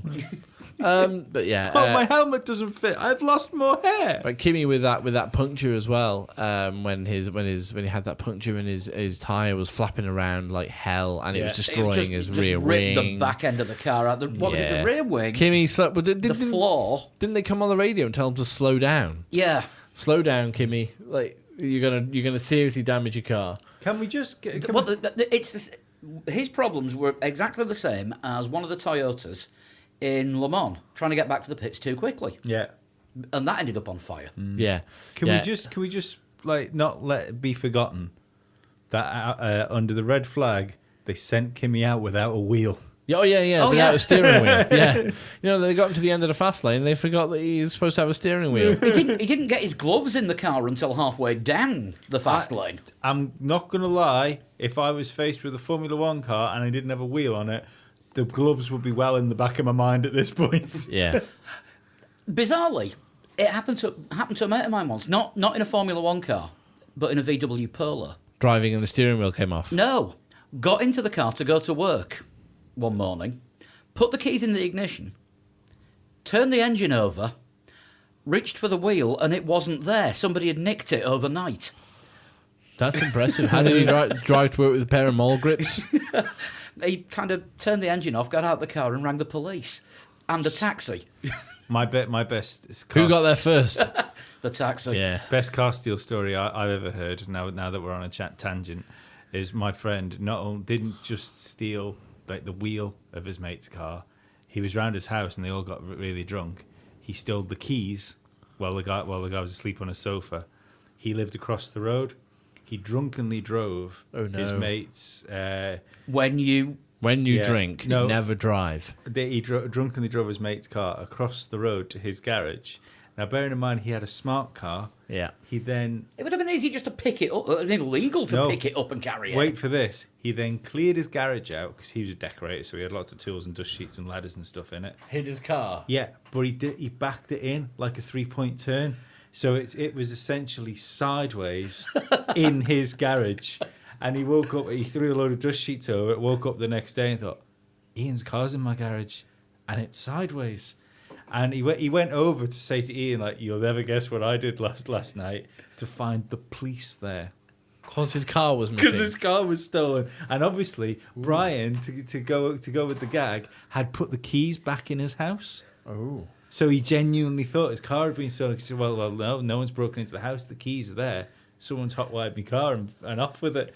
So he just had to fucking say absolutely nothing. he had his car in his garage for like 3 months. What? Ooh, And because he couldn't until the police dropped everything, and it had been declared stolen and disappeared and stuff like that. He couldn't say anything, and then like 3 months later, he went over. He's like, "Got a really funny story to tell you." Come over to the garage. This guy, he's never spoke to him ever again. I'm not surprised. I would do the same. To be fair, that's pretty harsh. I mean, obviously, with it being a smart car, the first thing the police will have said is, "Have you checked down the back of the sofa?" Yeah, all behind the fridge. Yeah. yeah. Is it not in your shoe rack? Yeah. Is it in your other trousers? Well, basically, he caused him to waste police time yeah. and probably fraudulently claim on his insurance. Well, he wasn't fraudulently claiming, because as far as he was aware, his car had been stolen and there was no record of it. I don't think that's what I don't think the letter of the law would believe. So you're telling me your mate stole your car as a joke and didn't tell you? For 3 months. Yeah. Anyway, moving on. Moving on. So, yep, Kimmy shredded the bottom end of his car. Yeah, it was all right to get back out again after the red flag. They don't know how they rebuilt the back end of that car, whether they did just do what Kimmy asked on team radio and stuck a new rear wing on the car. But even still, he still retired after a few laps of being out with the. Yeah, he was. He retired five laps from the end. Yeah. Probably the car was probably still drivable. It's just a case of save the bits. I think so. I think it's just a case because there was nothing more that could be done, and I think he was 13th. He was on the head of Grosjean when they pulled him out, Yeah. and he was a lap down. Exactly. Yeah. So Bottas next then. Yeah, if we'll jump from Ferrari to Mercedes before we jump to the other Ferrari. Valtteri Bottas, Recovery drive. recovery drive of the year? Yeah. Lucky because of the... Now, I called it when the red flag came out. Red flag came out. I said, no, the real winner here is Valtteri Bottas. Dan came back with, no, he won with the safety cars to get himself back on the on the back of the pack. But I was looking at it from a point of view of, right, well, everybody's stopped now. I can now set this car up to go like a rocket. Take some wing off. Well, I've got less fuel. I can set it up so that I can go faster. I'm in a Mercedes. You know, I could really, really hammer it down now. And I thought it would be great if he could manage, a podium. Yeah. Well, even Lewis knew before the Lewis Vettel incident that was possible. Shotgate. Yeah, but he knew that was possible in that car. In that first safety car period. He wanted to back the pack up to help Bottas catch up. Yeah. So he knew if he could get onto the back, that car was more than capable of making it through the pack. Yeah. Yeah. He did also ask at one point for Valtteri to slow down, but we won't go there just yet. No, we'll talk about that in a bit. Yeah. Tell you what, if he loses the championship by 2 points, it won't look so silly. No, but I think they were thinking team things. So, the big coming together. The fight. Valtteri Bottas stealing second on Well, the yeah, line all right. was Yes, amazing. sorry. Yeah. He on that last lap, he was within a few tenths of Stroll, and then he dropped back in the middle sector to almost a second, almost out of DRS range. Now it's because in the middle sector of his final lap, he was fiddling around with engine modes on his steering wheel whilst he was driving, and decided to put it in an engine mode that would give him like maximum power, which I think is usually reserved for qualifying, which is a big no-no. You're not really supposed to. I mean, it's not against the rules, but I mean, for longevity of your parts, you don't really use that in a race. But I mean, it was only for half a lap at the end of the race, and it worked out well, so everybody's happy. Yeah. But he was. Everybody knows, especially those who've been playing Formula Lee, that the last sector in Baku is, straight, It's fast. little bit of a turn, Yeah. straight, little bit of a turn, tiny little braking zone, then nail it to the end. Yeah. So he put himself in an engine mode to give him extra power. So he did that and managed to get, I think he was 9 tenths down on that last sector, 0.982 I think it was when he came through that last sector, and Cleared Stroll by a tenth. Cleared Stroll by a tenth. Managed to get within DRS, and it was his exit from the last corner as well. He was way over on the right hand side as he swept in, Yeah. and I think Stroll being oh shit, it's my first chance of a podium. Probably took it a bit tentatively those last few corners. Yeah. Just to make sure he got home, Just don't bin it. To finish first, you got to finish. Which that's the right thing to do, though. You Yeah. know? That's but no, Valtteri took it by the scruff of the neck, and he nailed that car. Yeah. And under DRS, he got in the slipstream, and he flew past that Williams on the line. I think Stroll maybe should have done something more about it, because he did literally let him drive round him. Yeah, I thought Stroll had let off before the line. Yeah. But it hadn't. It was just the pace of that No, Mercedes. but I was think mental. I think given the fact he was in a straight line anyway, it's a really long straight. Yeah, Maybe he should have had an eye in his mirrors a little bit more. possibly. Because all when you look at the, I think he had his eyes on the prize. Yeah. Thinking he was going to get second. Your second, I assume he knew he was 1 second clear at the end of the previous sector, thinking there's no way he can make up an entire second through that. yeah, but surely his mechanics would have told him. His mechanics would tell him if he was getting attacked that quickly, because just purely for safety. Yeah. So yeah, I just think there's all he needed to do was defend once, and he'd have been second. He didn't even have to keep him there. Just merely the fact of moving him over and stopping some of that forward momentum Yeah. would have been enough to keep him ahead. I think he was, but like Chris says, I think he was just concentrating on the line. Probably, or maybe he's just slow. Let's move on to the juicy couple. Where do you start with this? In the red corner. Can we not? Can we play this? I know we usually play the podcast, like the Patreon podcast, out with a song. But Yeah. Can we play this out with Ebony and Ivory? Oh dear. Yeah, the whole Lewis brake tested me, and then driving into the side of Lewis. Was that? See, I put a little thing out on Twitter. Was that in any way not Vettel's fault? In any way whatsoever? Not necessarily the first contact. You might be able to argue about the first contact. Was Vettel a little bit too close? I've got my own opinions, which I'll voice in a minute. But I'm talking about the second bit, where Vettel pulls alongside and bangs wheels with Lewis Hamilton. Do you think That Vettel was what he got the penalty for. Not for touching Lewis in the first incident, because that could have been forgotten about. But it's the fact that he lost his temper. In my eyes, this is what happened. He lost his temper, pulled out alongside him, went to say, "What the hell are you doing?" Yeah.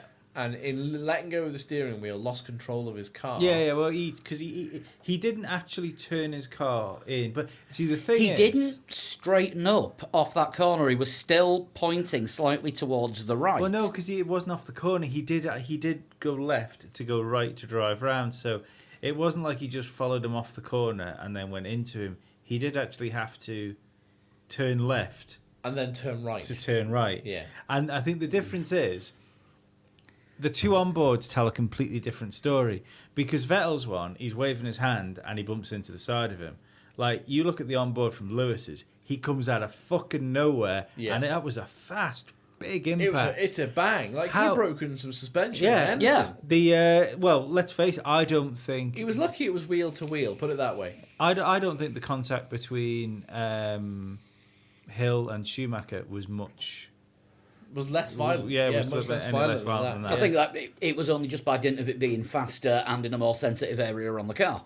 Yeah. Yeah. That's all it was.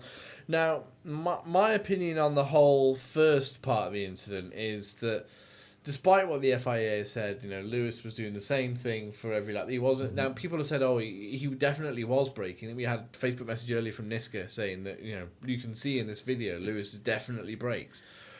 That's not what the FIA is saying. The FIA statement, if you read it carefully, says that he wasn't braking or accelerating unduly. He wasn't breaking the rules by speeding up or slowing down too much. I'll also say I don't think people not understand that. That makes it sound like me horrible and pompous, and I don't mean to be horrible and pompous right at this second. But I don't think people understand sometimes how much like engine braking and aero do in a Yeah. Formula One car. Yeah. You know, like merely taking your foot off, because we've seen Vettel leading races that's been having a brake problem, and like he's done 3 or 4 laps by merely lifting and coasting around corners without actually having to brake. That's Yeah, I know it's what you mean. it's a bit just taking your foot off the gas does a lot in a Yeah. Formula One car. And also, as it always has been in Formula One, you have to let that safety car get away. Now, that's a hell of a long straight in Baku, and that safety car is nowhere near as fast as a Formula One car. I'd also say, don't forget he was warned after the first safety car that he nearly overtook He it. did nearly overtake So him. that's probably what Yeah. he was thinking. Well, Lewis was on the radio constantly. Although, judging He's by the going too conversations slow. that were Yeah. played out, Lewis wanted to be on the radio with a direct link to Charlie Whiting because he seemed to mention him in every I think he was- message about the safety Yeah, car. but he was knowing quite full well right. that Charlie Whiting does listen to that. No, but he was quite right about the safety car, and realistically, it was the speed the safety car was going at why we had so many accidents. Because nobody had any heat in the tyres. Safety car came in and fucking kabam! Well, yeah, all drivers should know that, though. Should be able to adapt to that. Yeah, no, but I don't think... All teams should warn their drivers, careful of the restart. Everything's going to be cold. Wait a lap or two if you have Yeah, to. but I think sometimes it's like if you stay out too long on slicks, if you on a wet track, if you don't have grip, then you don't have grip, and there's very little you can do about Yeah. it. I think that's what happened with Ocon and Perez. Oh, yeah, quite possibly, yeah. Ocon, as we said before, Ocon Yeah. did get that bit. He Bottased it a little Yeah, bit. But the the point I was going to make with the safety car was that towards the end of the lap, when the safety car has switched its main lights off, and you know that it's coming in to the pits, that's the lap it's going in, yeah, and it's on its way around the last few corners. The lead car then picks up the job of being the pace car because you have to back the pack up to allow the safety car to get off into the distance, you know, and get safely out of the way before you can start racing. If you followed the safety car to safety car line 1, there'd be a massive pile up at turn 1 Yeah. because the guys at the back would be going a lot faster than the guys at the front. And everybody would just crash. So you have to let that safety car disappear into for your own race and for the safety of you know all those around you. So that's why Lewis Hamilton was driving slower than usual, even under the safety car, allowing that safety car to disappear into Yeah. the distance. realistically as well. It- for if, me- if Vettel hadn't have fucking fucked it, when he did put his foot down, he'd have been in an ideal place to challenge. Yeah, absolutely, yeah. But For me, I agree with what Danny Ricciardo said, with it being the job of the man sat behind yeah, to make sure your gap is not close, not so close that you're going to hit him if he does start what do you slowing want? down. Brake lights on the back of them Exactly. next. Yeah. Exactly. Not so close that you do hit him if he slows down, Yes, Ian Walker. and not so close, not too far away that if he bolts, you know, you miss out. You know, Yeah. you've got to judge it, and you expect a 4-time world champion to be able to judge that a little bit better than Sebastian did. Yeah. In my eyes, it wasn't completely Vettel's fault. The first incident, I mean, but it did not deserve that second incident. That second incident was what got him the penalty. Yeah. That that was was it was silly. petulant. It was bloody stupid. And the harsher penalty, the only harsher penalty I that was he going would to say, have got. should he have been black flagged? Yeah, that would have been the next disqualification up. Don't know. Sorry, that would have been the next penalty up from a 10-second stop go. Tell you Yeah. what, I'd argue Is disqualification. if he hadn't have, given the fact that his car was damaged under the safety car, I wouldn't be surprised if Hamilton would have had a penalty if Vettel hadn't done that. Because if he was under the investigation for slowing under the safety car, Yeah. during the race they wouldn't have had, because they've got to do it in so many laps, so they've had to make a decision straight away, not 4 hours after Yeah. the event. Yeah. And I think you'd have seen he probably wouldn't have had a stop and go or a drive through. He'd have had like 5 seconds added on. Possibly. But did you see during the red flag, the Mercedes engineers at Lewis's diffuser, it had damage. Oh yeah. And they were pulling that with I actually pliers think to try and straighten it did it more out. work it did more damage to Lewis's car than it did to Sebastian's. Yeah, absolutely. Yeah. Lewis was right to get on the radio and say, well, Seb's just come right up alongside me and hit me. Yeah. That was completely within his rights to do that. Who was the last guy? Somebody else took a swipe at somebody. Was it Maldonado? At Hamilton Was during a safety car? Yeah. It was Yeah, Maldonado. yeah, was it? Maldonado into Yeah. Hamilton during a safety Yeah, car. yeah, Yeah. He thought Hamilton was going a bit slow, so he decided he was going to give him a knock. Yeah, I remember that. But the right, why was Sebastian so furious before, to even make the mistake and go into the back of Hamilton in the first place? Yeah, Yeah. because I got the distinct feeling that there was a touch of desperation around Sebastian in that race, and that gap was pretty massive between Ferrari and Mercedes. And realistically, in a straight fight, because Hamilton was just pulling away, when they got going. Yeah, before yeah. that Hamilton happened. just built the gap. Yeah. And I do wonder whether there was a little bit of Sebastian thinking, it's happening again. This is going to be, we're not going to be able to fight these over the course of a year Yeah. like we have been doing. Possibly. Lewis was talking a bit more about Lewis's race, though. He was unfortunate to. It was just unfortunate, the headrest thing. It was not his fault. I mean, it might have been his fault if he was the one to put the headrest in after the what was it called, the hands device. No, it was actually the head surround. The hands device is the black thing on the back of the helmet that clips onto the shoulders as well. Yeah. It was the foam. It's It was just the the foam actual headrest. foam headrest. Yeah. Whoever clipped that in may have been Lewis himself when he got back into the car. It's usually an engineer. Yeah, I don't think you can. You could see how he was struggling from inside the car. Yeah, but he couldn't hold it down because he saw him coming down the main straight with his arm over his head, holding it on. which is fucking hardcore, by the way. Yeah. Fully. How fast you going there, Lewis? 209 mile an hour. Just holding on to my headrest. It's all right. I'm holding with with my right hand. Yeah. I'm ready for the downshift.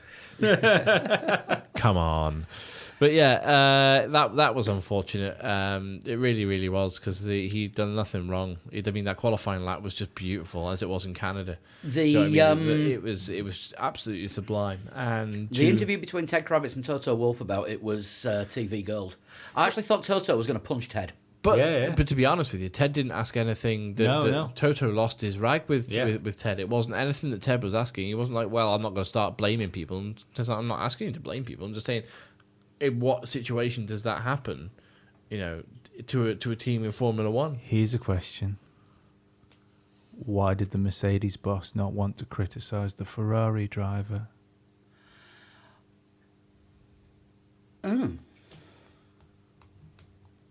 Because it would make sense. Given that there was no, because obviously the I penalty... think politics, basically. I think...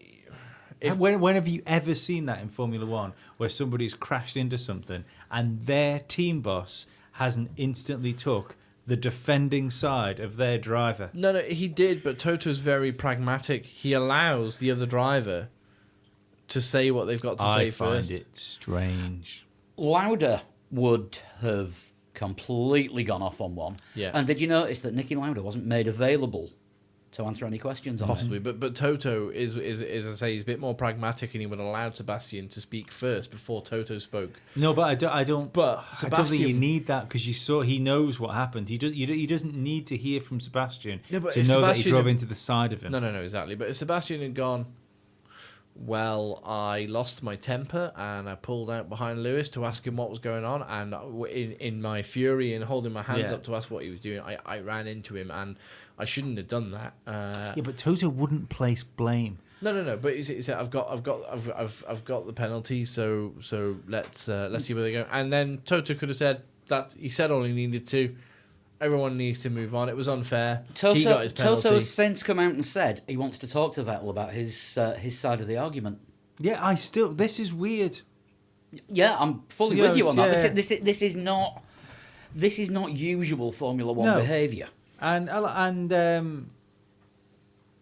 I'm trying But to Toto think. was like that with his own driver when he was angry when Rosberg and Hamilton would collide. They never criticise their own drivers openly. No, but he was like totally unacceptable. Yeah.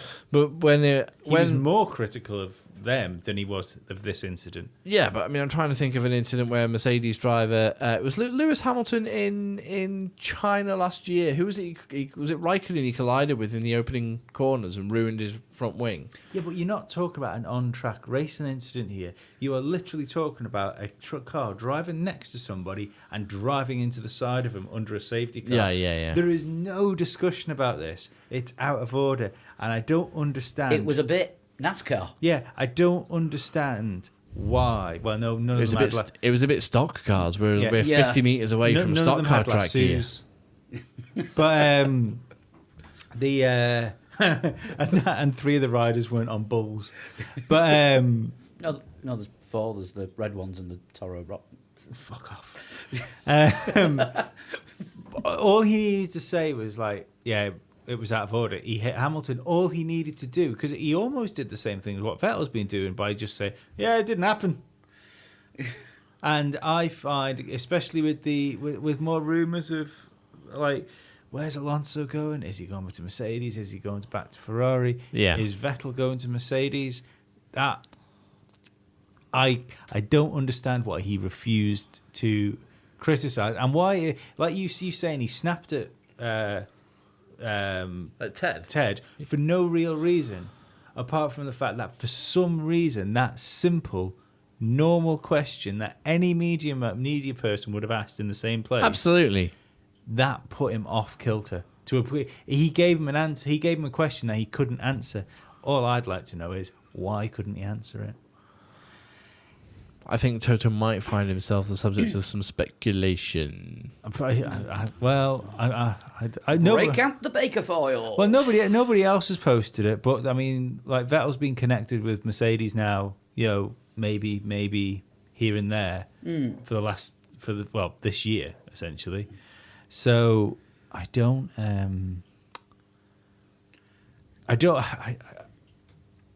If you think of it from it makes sense for Mercedes. If Mercedes is sticking around in Formula One, can you imagine the money machine where Mercedes winning Vettel car would be for a German car manufacturer?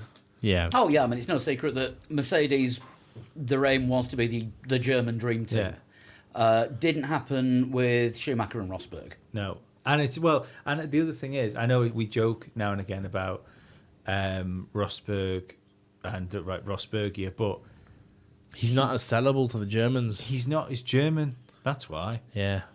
He's not German. Well, that's it. Yeah, When it comes down to it, he's Lewis Hamilton he is- emigrated to Germany. I think he's got a German passport now. yeah. But isn't he more? He's more. Lewis Hamilton Monegasque, is. isn't Yeah, no, but Lewis Hamilton is more marketable to the German market than Nico Rosberg. Because like it or not, at least he's got a personality, Yeah. but not as good hair. That's No. not hair on Lewis's head. That's it. I think he's got a farm of squirrels and just shaves them and glues them onto his scalp.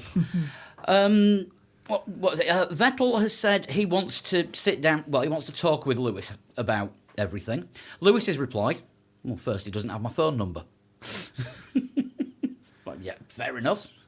You are sort of in the same place every couple of weeks, though. Yeah. You know, There's at least 3 days out of a fortnight. You know what? It's all still very raw in the world of Formula One. Let it simmer down a little bit, and who knows? You might actually end up, because weirder things have happened. You might actually end up with Hamilton and Vettel making a joke of it. You know what I mean? Like Hamilton being like, "Well, just don't drive into me again, then," and then Vettel being like, "I'll try not to, but you need to keep your speed up." No, so because they are the two big personalities at the moment in Formula One who are both chasing this year's World Championship. It could also go the other way. This could be the spark that lights the fuse for the World Championship, and it could become massive. This could be Prost Senna all over again. Yeah, this could be the bomb. Well, it's kind of the way it usually happens, isn't it? You know, like you take like Schumacher and Hill. It could get for personal. instance. It could get really personal. Yeah. I mean, it took it took Damon Hill it took Michael Schumacher to have children for him Alonso. for him to speak to Damon Hill again. Really? Yeah, Because- well, yeah. Schumacher's famous quote was, every child you have, you go half a second slower. Damon Hill's got 3. Yeah. And then as soon as Schumacher became a father, he apologised for everything that he'd said. Yeah. Yeah. Signs of weakness. Yeah. We don't like weakness around here. And then Fernando Alonso turned it around beautifully on him. Yes. Fernando Alonso, Michael Schumacher. Yeah. Well, it was 130R, wasn't it? On the outside of 130R. How did you 2005? know Schumacher would lift? Because he's got children. Yeah. And Michael would have sat there at that point and gone, oh. Yeah. But Scheisse. life would have just drained out of him a little bit No, because and don't. What? no, but when he was sat there and Alonso said that, because he was sat next to Fernando Yeah. when Fernando Totally said would've it. done. How did you know Michael was going to back out? Because he's got kids.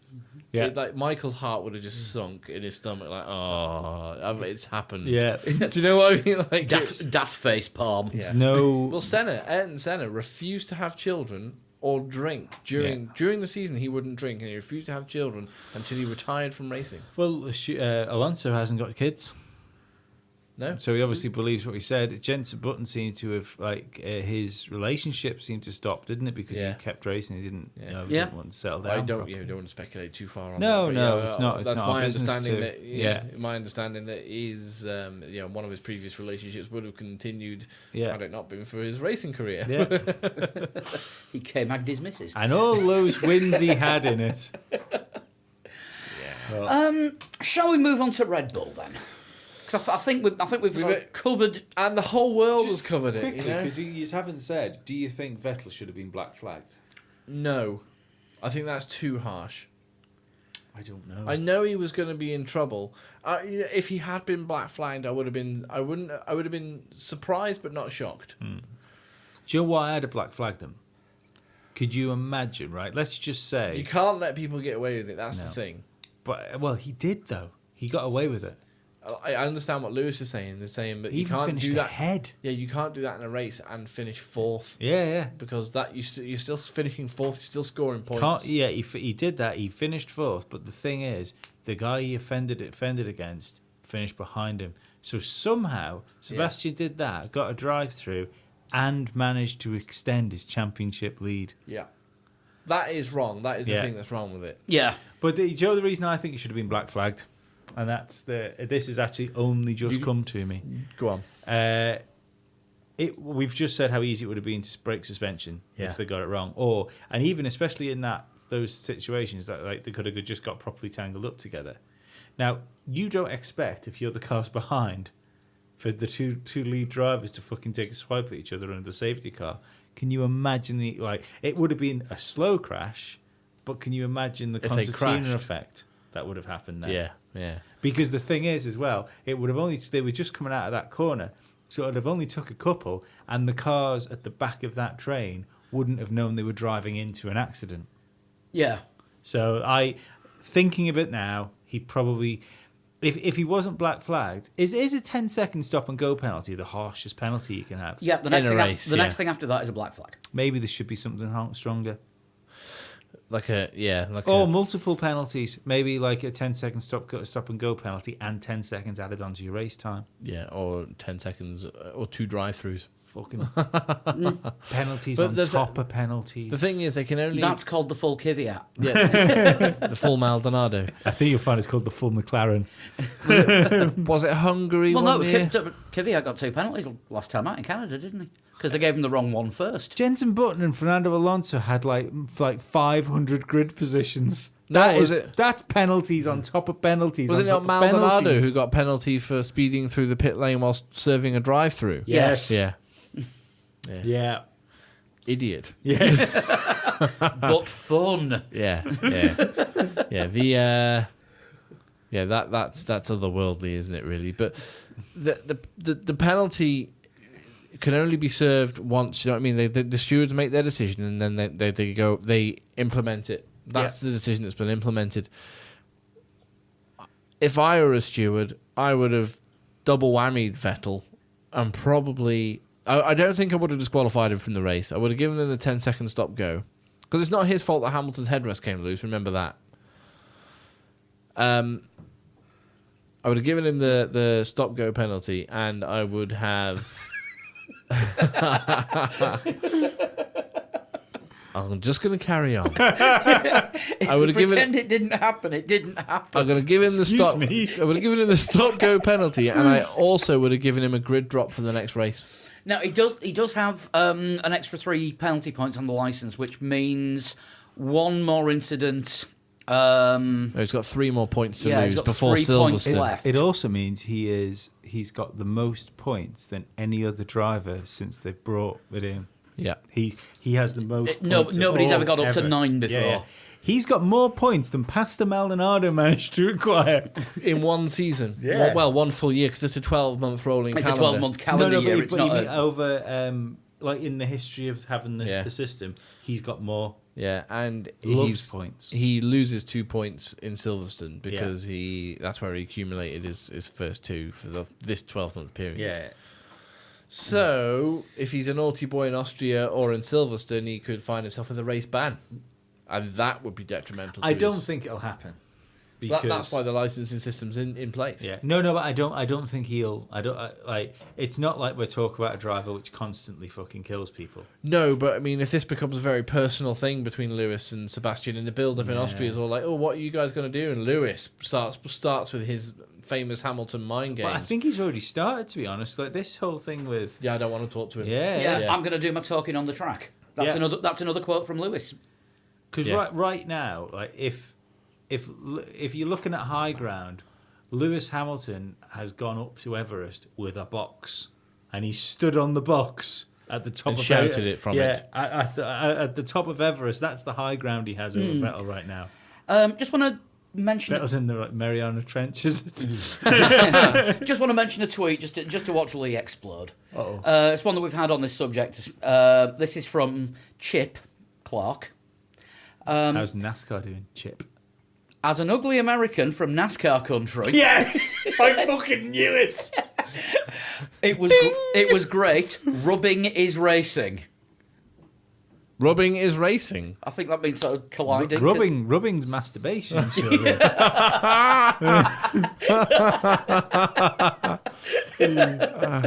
Look at me racing.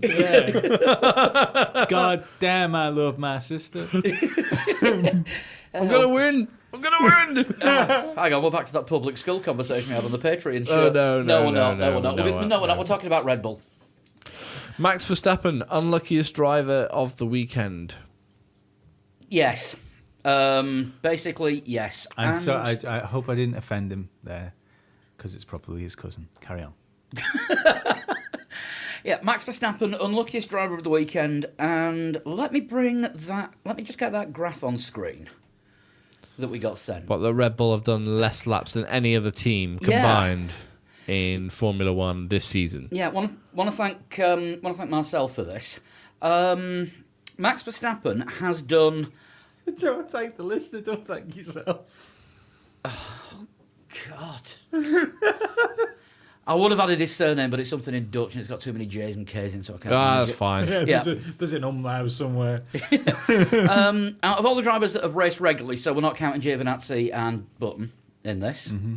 I'd argue that neither of the current McLaren drivers have raced regularly this year either. All right, have taken part in Grand Prix. I understand Yeah. the question. Max Verstappen has done the least number of laps out of anyone on the grid. Wow. Out of a possible 487 laps up to the end of Azerbaijan, Yeah. he's done 277. Jesus, so he's essentially raced half the season. Yes. 4 retirements in the last 6 races. Craze. Fucking, totes cray. Well, it happened in Canada when he was running in second, and where was he? Was he third in Baku when it happened to him? Third yeah, or fourth? it was high up. Yeah. It was such a shame for him because, Max... Canada. He Yeah. was up in the mix in Canada. Of course he was, yeah. Max is one of those special drivers. Yeah, do you know what? If we are playing out with a song, we're dedicating it to Max for what he said over the radio. We're finishing with "Here I Go Again." Yeah, here we go again. It happened to him in free practice as well, didn't it? FP3, I think it Yeah, was. it's just wow. What can he do to catch a break? Beat Danny Ricciardo. Yeah, I actually wonder whether they've lost him now. I think if there's chances was to go thinking of somewhere going. else, yeah. And I think him leaving without speaking to any of the press that you told me just before we started recording, I think that speaks quite loudly about. Yeah. Didn't He- feel like it. I don't Yeah. feel like it. But yeah, that- he left the circuit half an hour after he went out, after speaking with his engineers, buggered off, and ended up with a €25,000 fine for not doing media duties. But don't forget, you're also representing your team, so that's not just like I don't want to speak to the press. That's a fuck you to the team. Yeah. Yeah. He had an interview tonight with Dutch TV. Is it Jos who's not Jos Verstappen? No, I want to thank Jos van der Belt for sending us a translation of the interview through. He sat down, watched it, and translated it all into English for us. Thank you very much. He what- sounds like he should be in some sort of prog band. No, he sounds like a prog band. yeah. What was his name? Sorry, Vanderbilt. Jos van der Belt. Jos Vanderbilt Generator. Yeah.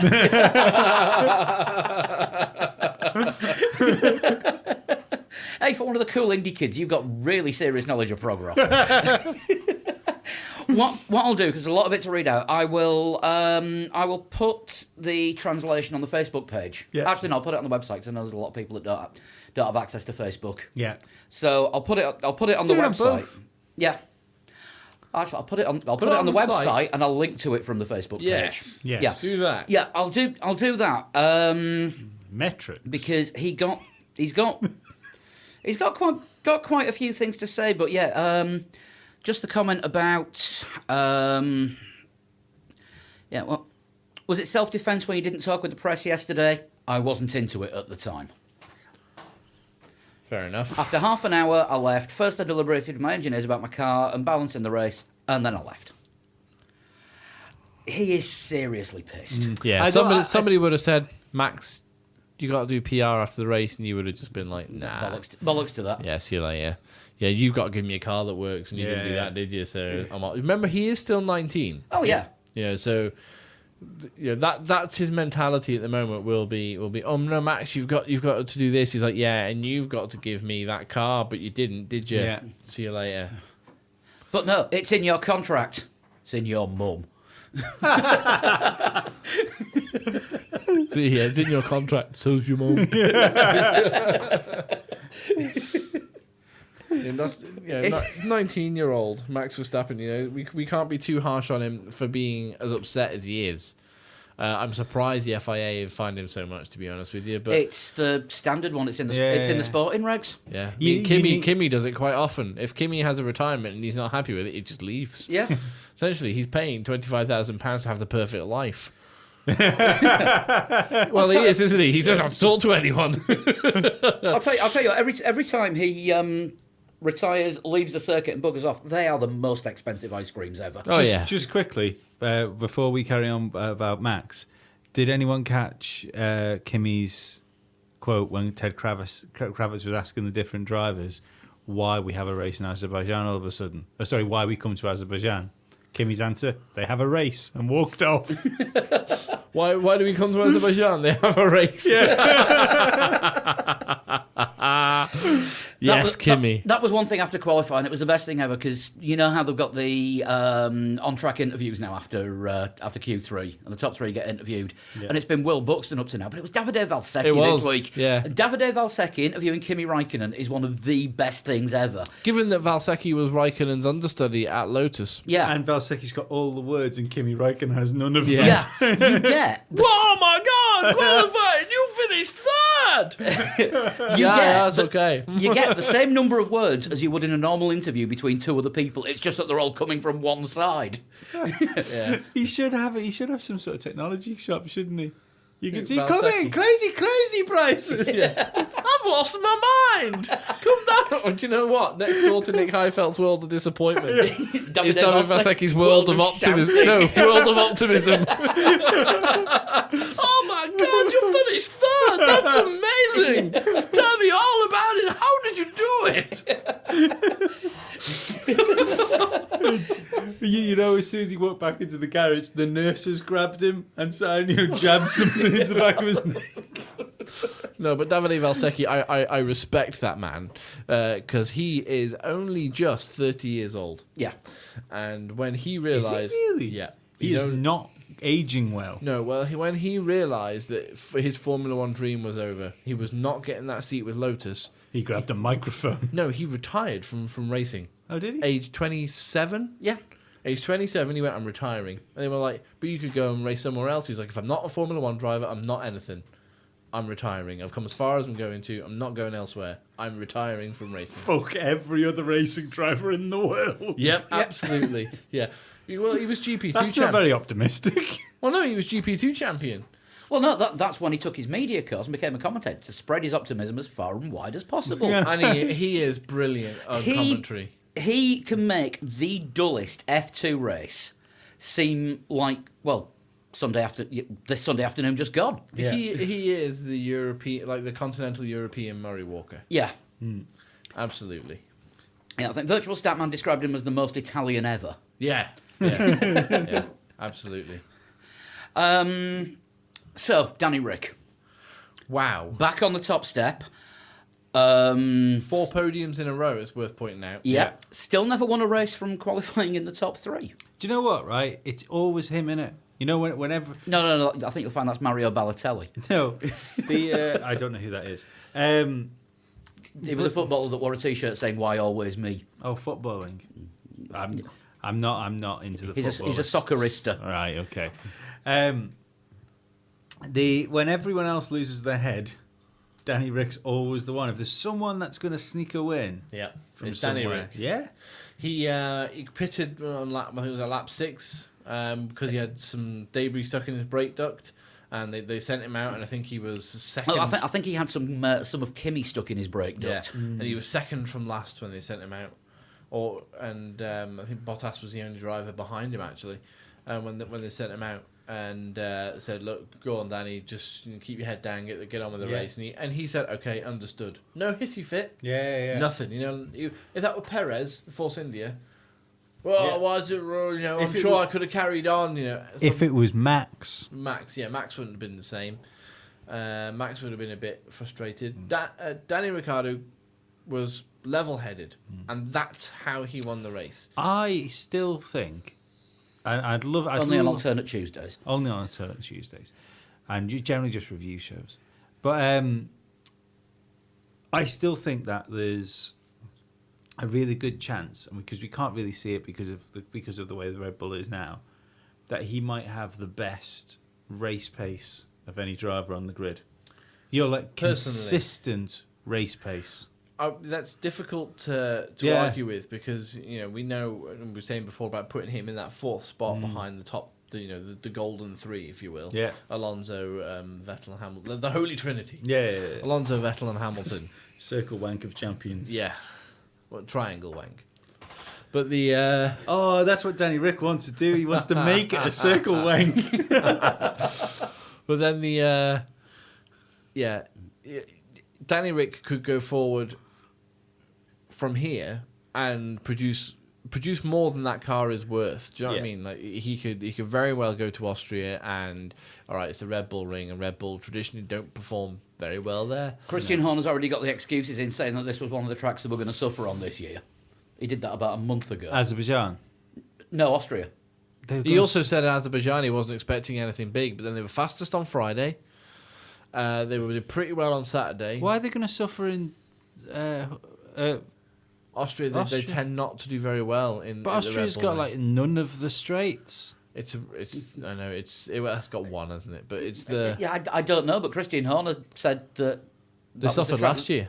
Yeah, that's the track that they're looking forward to the least. Well, isn't it weird? It's a home race as well. No, I realise it's in Austria, but like, if you buy the circuit, you would have thought someone would have turned around and said, "Any chance we can make some slight adjustments that make this all about the aero and the chassis?" Well, no, they've made it all about the old A1 other race. classes About of that racing with the teams that they own.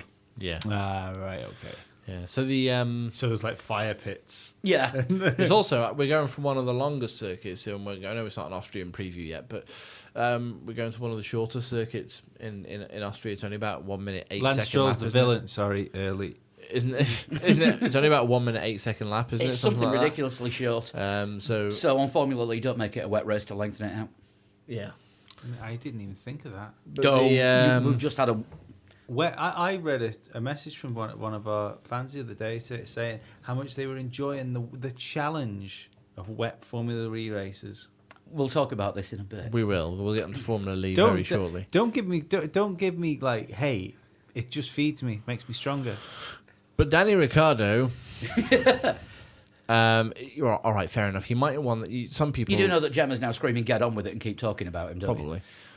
And she's just screamed at me for saying that. Yeah. Some people will that. be screaming at the podcast Yeah. saying, "You idiots! He won it by default because Vettel had a penalty and Hamilton had a dodgy headrest." Well, yeah, but like Lee said, when everything else goes wrong and the whole race is falling Yeah. apart, Danny Ricciardo keeps a level head and Well, wins. don't forget, Danny Ricciardo had issues as well. He was last at one point. He was or second to last year because he of was- Bottas. He Yeah. was down there with Bottas. Yeah. This is what's different for me with Daniel Ricciardo and Stroll.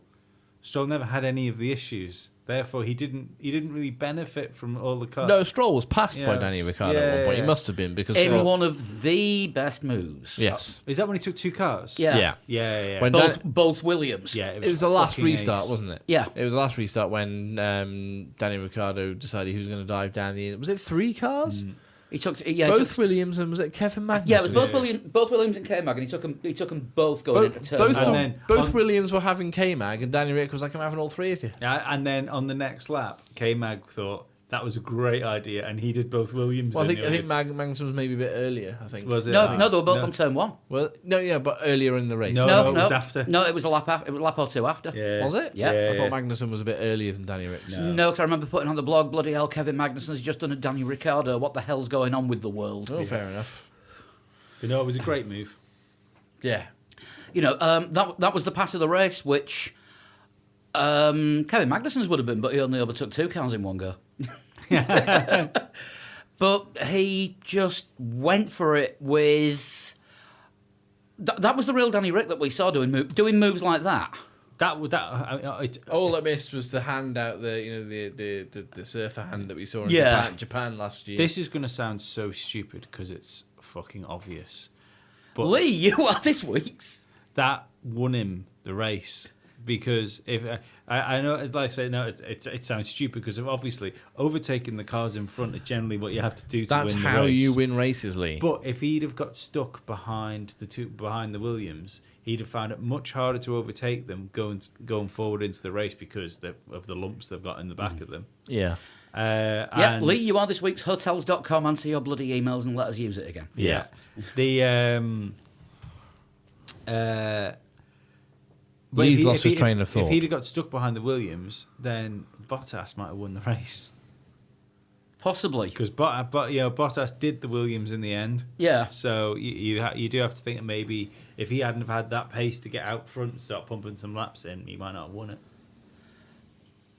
Yeah, I can't disagree with that because, well, it's the staringly obvious. Because it's a fact. Yeah, you dealing in facts and not conjecture. I deal- Us dealing in facts and not conjecture. I just spit straight truths.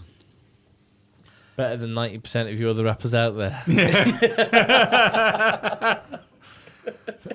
Sorry, went all Eminem. Talking to which, have you seen him? He stopped bleaching his hair and grown a beard. Yeah. Yeah, and he now looks like David Guest's love child. Yeah, Yeah. does a little bit. Yeah. Or maybe he's really David Guetta. So so are we done then for Azerbaijan? Because that's a hell of a review. That is one hell of a review. That is 2.25 hours of a review. Good almost. God. Jeez. Well, there was that much to talk about because there was that much happened. Well, Best race in years. Let's fly through the next bit then. So we've got a couple of items in news. Yeah, Mercedes. Are they going to sell up? Eddie Well- Jordan thinks so. I know Eddie Jordan gets a lot of things right. I think the team is too valuable to Formula One, to Mercedes and to Formula One for them to just be like, you know what, we're just going to go back to being engine suppliers and going to sell the team to Dave Richards at ProDrive. But you know what? I think if they give McLaren, like if they use McLaren as their de facto works team, Yeah. I don't believe they lose anything in brand recognition. You think they're still the number one sort of Formula One brand, if you will? I mean, it's hard because McLaren are making road cars as well now, and this is the issue that McLaren have got, because they won't get supplied by anyone else who is in direct road competition with them. And Mercedes and McLaren sort of do make cars, rather AMG and McLaren do make cars that are... No, they're not in total competition with each other, are they? AMG and McLaren AMG go from the high-end luxury saloon car to the super sports car. to the supercars. Yeah, but McLaren just do the supercars. But I'd argue that because we're gonna get fucking down to the fucking hairs here. But McLaren are hypercars. Their competition is Bugatti. AMG is sort of in a similar vein as well. Yeah, similar there's- price, similar... There are some AMGs that are up in that sort of price and performance bracket, where it's billionaires' toys and track day cars. Yeah. But AMG go from As you say, like the your high-end saloons. your high-end saloon car. You're managing directors' cars. Yeah, well, I mean, My manager's got an AMG. There you go. yeah, but it never stopped them in the past. No, but they didn't have a works team in the past before they stopped But McLaren from but being I don't think McLaren think like that, because I think the Honda has damaged McLaren's brand enough that they have to start winning. That's Yeah. the thing, they need to do something, otherwise it's going to irreparably damage just the McLaren brand.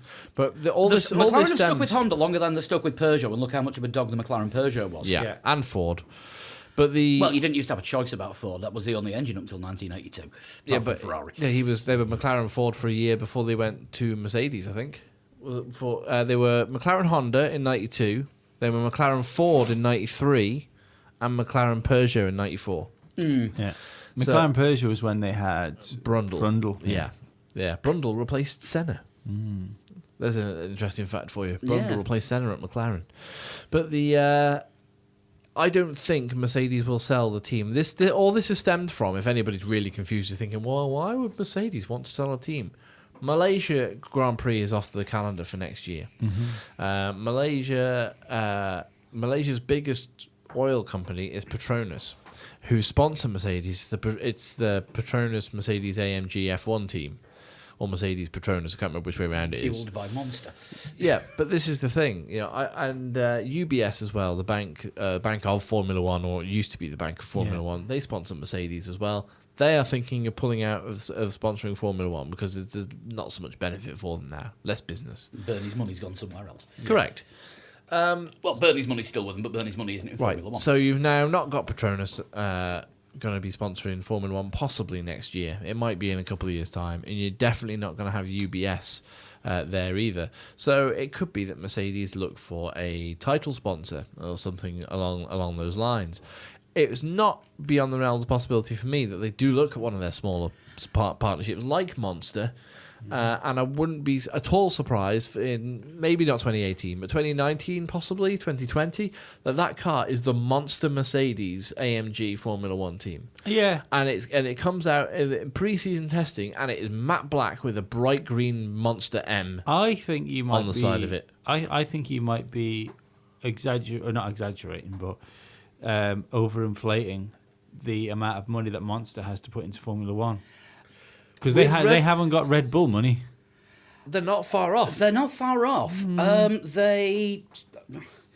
They do a hell of a lot of sponsorship. They do lots of sponsorship in every other sport that They are Red the Bull title participate sponsor in. of NASCAR. It is the NASCAR Monster Series. Yeah, but I mean that's No, you can make a joke about that's NASCAR. Still not going to be bloody cheap. no. I know. No, but the thing is, they sponsor- but it's not going to be running a fucking Formula One team expensive. No, but they and I'm not talking about them running a Formula One team. I'm not saying that it's going to be the Monster team. I'm saying that Monster will be the title sponsors of the Mercedes But team. I don't believe they will put the same amount of money in that Petronas put in.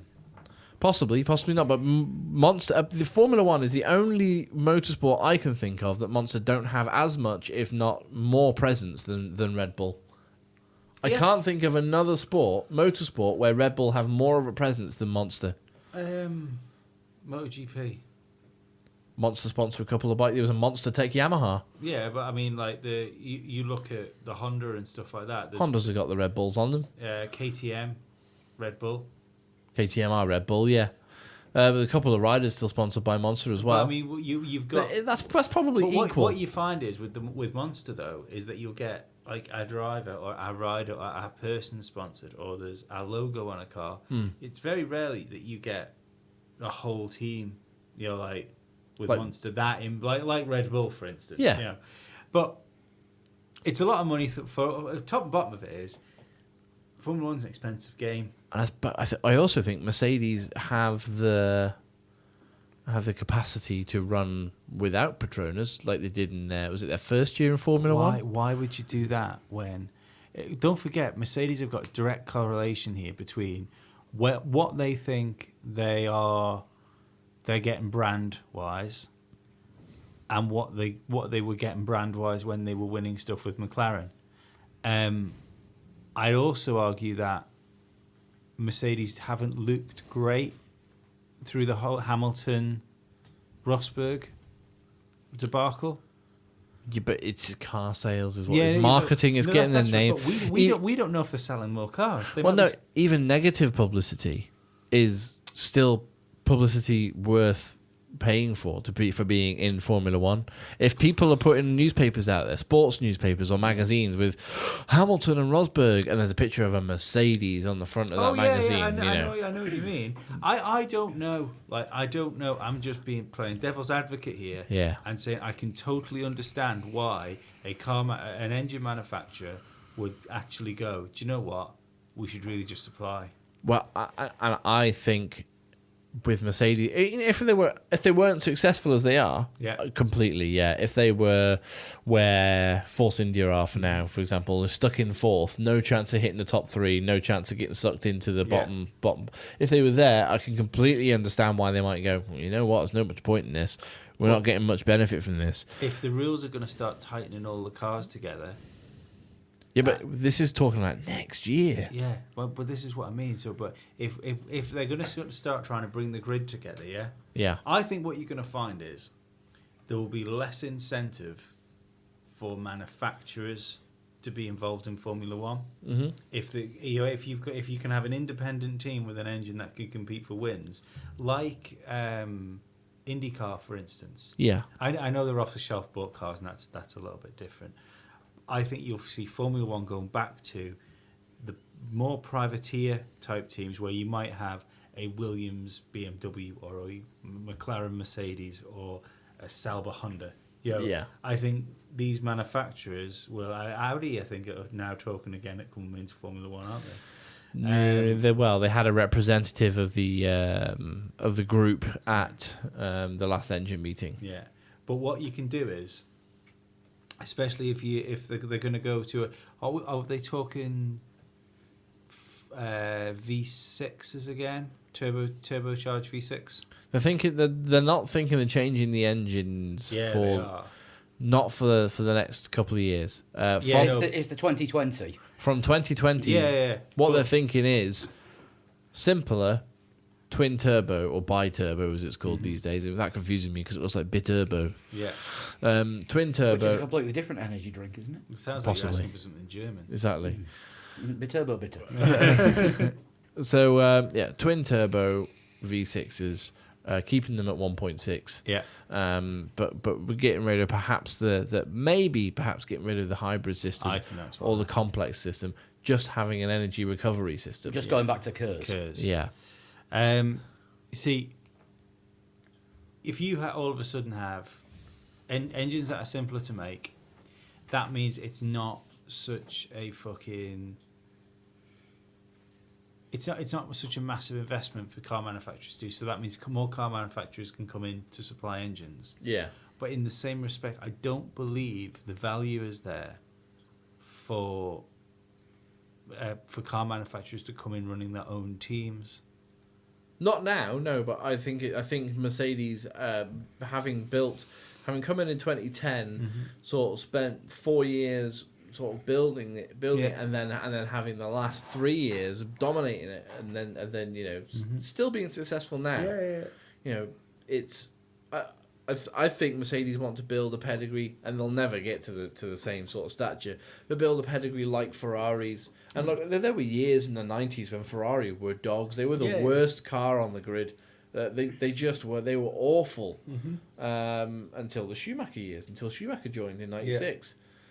And of course, it wasn't just him who single-handedly turned the team around. It was the dream team, wasn't it? But it was it's that kind of pedigree that I think Mercedes are aiming for in motorsport, where people think of Ferrari and you think of the romanticism of motorsport, fast cars and things like that. I think Mercedes are aiming for something similar, but on a lesser scale. Yeah. Toto's had a bit of a jab back at Eddie Jordan for this. Donald Trump. Yeah, claiming that it's fake news.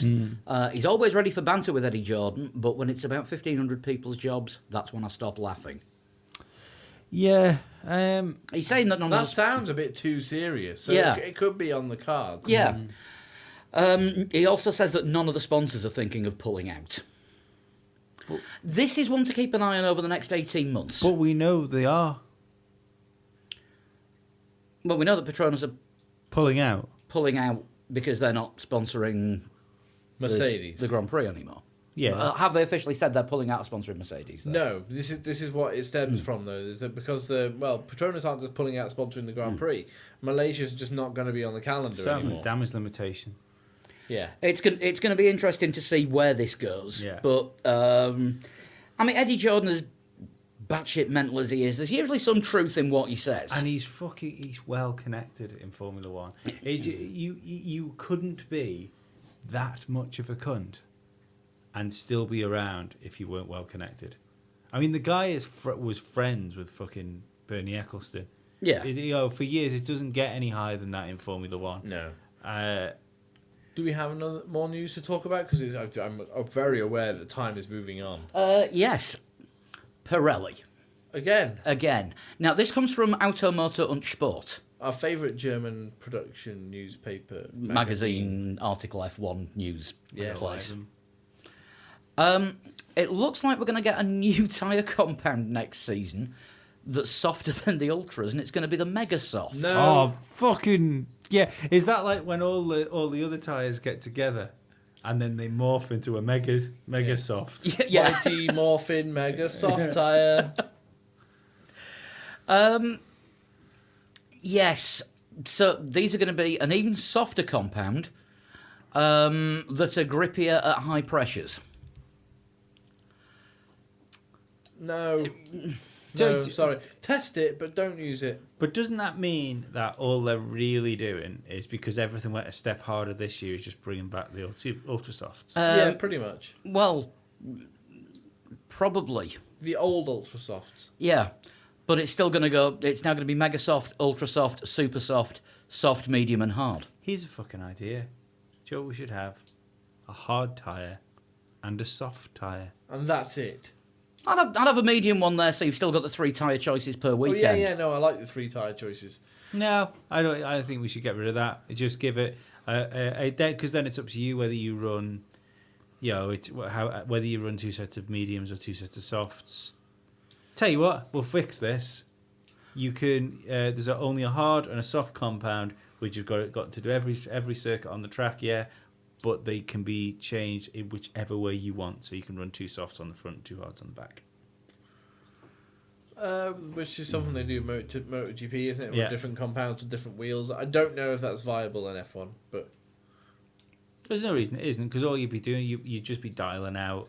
Like you get. might be a safety issue if your back end starts sliding around a lot, though. I don't know, because you get drivers told, watch your rears, watch your fronts. Yeah. I think it saves a safety issue because you get circuits which are front limited or rear limited, depending on tyre wear. So if you're front limited, you stick the hards on the front and the softs on the back. Instantly, the front limited limitations fixed. I'll put that down as Lee fixes Formula One for the 157th time. That's one hell of a long hashtag. Yeah. Right, total shunt time then. Total shunt. Yeah. You pass me that instrument there, Lee. And while you're at it, give him the guitar as well. I could have done that. You could have done that without removing the curtain. But I'm better. I'm better than that joke. As Chris falls over, Sorry, did I get it in your eye? Need to find one. I haven't done me homework, preparation. As of 20 minutes ago, could Sebastian Vettel face further punishment after collision at Azerbaijan? All this and more next week. Oh, we're already on longest show ever. This is turning into the length of the Le Mans blog, This is turning the length of the Le Mans. which was longer than the blog.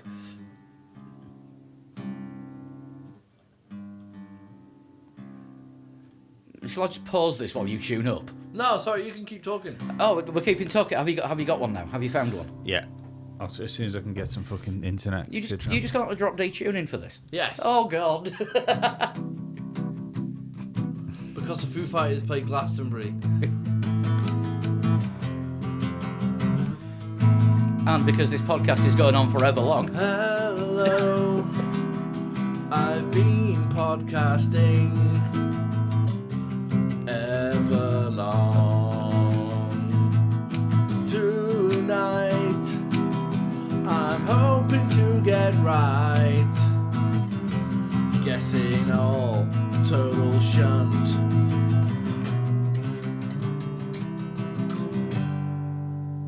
And that'll do. I'm gonna. It's not a hint, but You'd like us to answer it on the first question so we can pack up. No, I enjoyed this one. And go home. I enjoyed this one, and I didn't say to your man, like, good one, whoever it was. I need to check his name. I forgot which one it is now. So you forgot who sent this. Yeah. But all I did to say that I thought it was a good one was send that picture. Of a clapping raccoon. Very good. So if you received a clapping raccoon, tell us who you are so that we can. Oh, yeah, I thank you need for to put this mistake. down. It was Andrew. Is it Andrew Pryor? Pryor. I think That he's sounds about right, yes. Yeah, regular contributor to. Yeah. Yes. Right. Question number 1. My first race was in 1968. Okay, so Right. Right. Okay, so it was the year Graham Hill won his second world championship, I think. 2 years before I was born. Okay, some So I years, don't remember watching it. some years before I was born. Second, I entered 34 races in total, not scoring a single podium. so 34. So that's not a lot for 1968. You were looking at about 12 to 14 races a season. So that's 2.5, 3 seasons maybe. Possibly a little bit longer duration because don't forget that's in the days when not every driver turned up to every race. I suppose so. Yeah, and seat. What was it called? Rent a seat. Yeah. Yeah. My best finish was 4th. Oh, somebody who only ever managed to finish 4th. Sounds like Martin Brundle, but no. No. Oh, no, that was 3 clues. We've got to give you an answer, haven't we? Yeah. Yeah. So somebody who started racing in 68, best finish is 4th. Ronnie Peterson win races? He was later, wasn't he? Yeah, he was last. I think he was the last man to win in the 6-wheel Tyrrell, Yeah. and he did a dance like more than 34 races.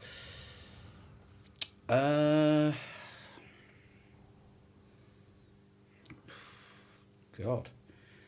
Anyone will do because it's not Yeah. going to be right. Oh Jesus.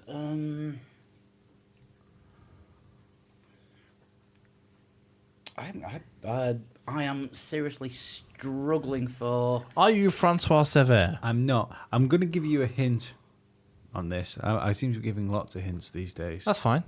This is completely unfair. That's fine. We'll just speed through and pack up and go home. We haven't done Formula Lee yet. Oh, With I a have- twist. With a twist. In 1990, I raced in another series and won 2 races. 1990. so 22 years after Formula One. Well, it doesn't say Formula One, does it? Not Just say say Formula 20, One. 22 years after their debut in motor racing. yeah. Won 2 races. Oh, God.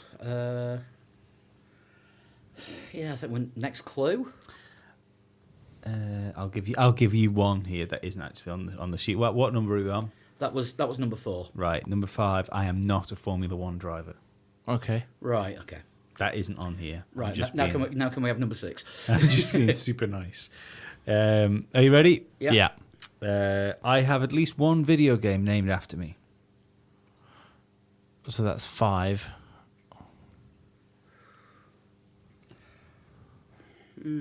Okay. How about Jimmy McRae? He was rallying in the 80s and 90s. He would have, Well, not, yeah. yeah, but the comeback was 1990. Yes. Yeah, here's another. I'm famous for my laugh. Really? Are you Basil Brush? Not Basil. Are you Stig Blomqvist? Who? Is that, no, then.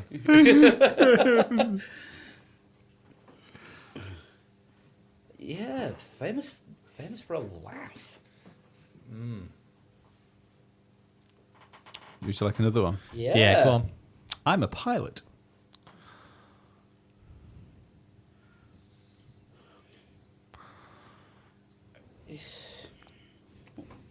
We can rule out Bruce Dickinson because he's not famous for his laugh, but he is a pilot.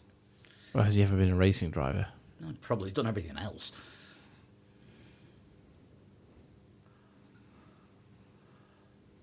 Bloody hell. Hang on. Right, go on. Go for another clue. I'm thinking someone like Sterling Moss. I have hunted for treasure.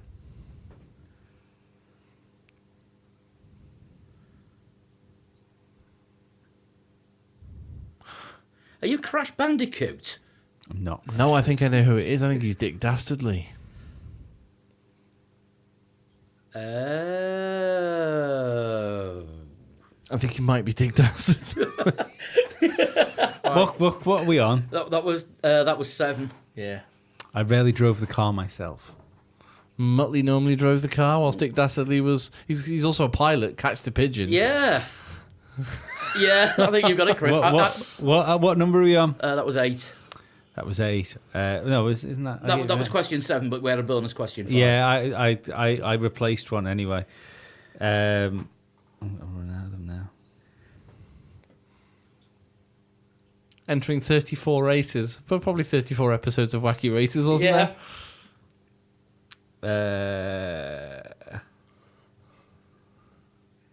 I can't give the next one because it will just give it away. Are you Dick Dastardly? I'm not Dick Dastardly. Oh, Damn! Is that your 3 guesses? It was your 3 guesses, wasn't it? that was a third guess, was a but, third but guess. normally you carry on anyway. So until- you're gonna be awfully upset. Go on then. This is the last one, which will give it away. Go on. Yeah.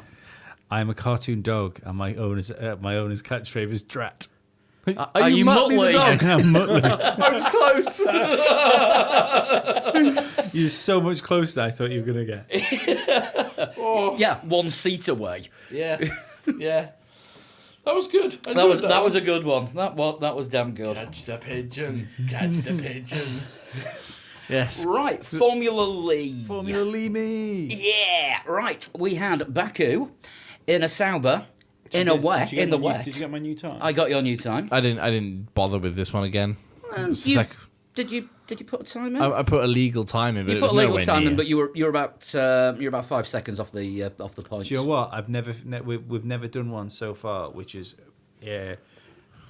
Caused everyone to call you so many names. More Than Setup was all about brake bias. Yeah, I've just been so busy and stressed with personal life lately that Formula Lee has taken a bit of a backseat. So I had enough time to have a go yesterday for 4 laps. Yeah. And I had a go today for about 4 laps.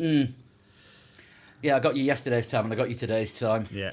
Out of the competition with us, There's yeah. 2 today times, though. I got one in about 5:30. Yeah, I think I saw that one because I went back on at 7:05 just to Yeah. make sure that I'd got all the PlayStation times. Yeah, Chris, you finished last out of the four of us with a 2:05.561 in 31st place. As next, I say, I only did that 2 laps. next I up, expected you to be up with me at some point. I thought you were keeping your powder dry. No, I just don't get a chance at the moment. next up out of the four of us was Dan with a 2:02.284 in 23rd. Dan will be getting a nosebleed up there. I was 17th with 2 minutes .673. I was in the points until about 3 o'clock this afternoon. Would that be when I set my first quickest time? Well, I was 17th, and you just beat me, and then you beat me by even more. Lee, you actually came 10th overall. You got a point. Do you know what the shit thing is? I had another half second in me, and I couldn't tie it all together. I know exactly how you feel. Yeah. My best lap, based on my best 3 sectors, I was under 2 minutes. I found 5 seconds by clicking the brake bias forward to 5 seconds. Mental, isn't it? Yeah, I kept losing braking points. Who's the top 10? So the top. The secret of that course, I think it is anyway. If I knew the secret, I'd have fucking won. But it seemed to be braking much earlier than you think you should, and then getting the drive out of the corners. Yeah, that is exactly what I got told in a tweet earlier on today Yeah. from somebody who I will say in a minute. You can probably guess who. Right, yeah, Lee, you were 10th. Does it rhyme with Hef Barp? Yes. 10th with 2 minutes .184. Just beaten out by Daniel Lendevai with 2 minutes .114. And then the top 8 all below 2 minutes. Good stuff. 8th place, Finn Wilson, 159.846. Thanks for the setup. In 8th, Patrick Daly, 159.798.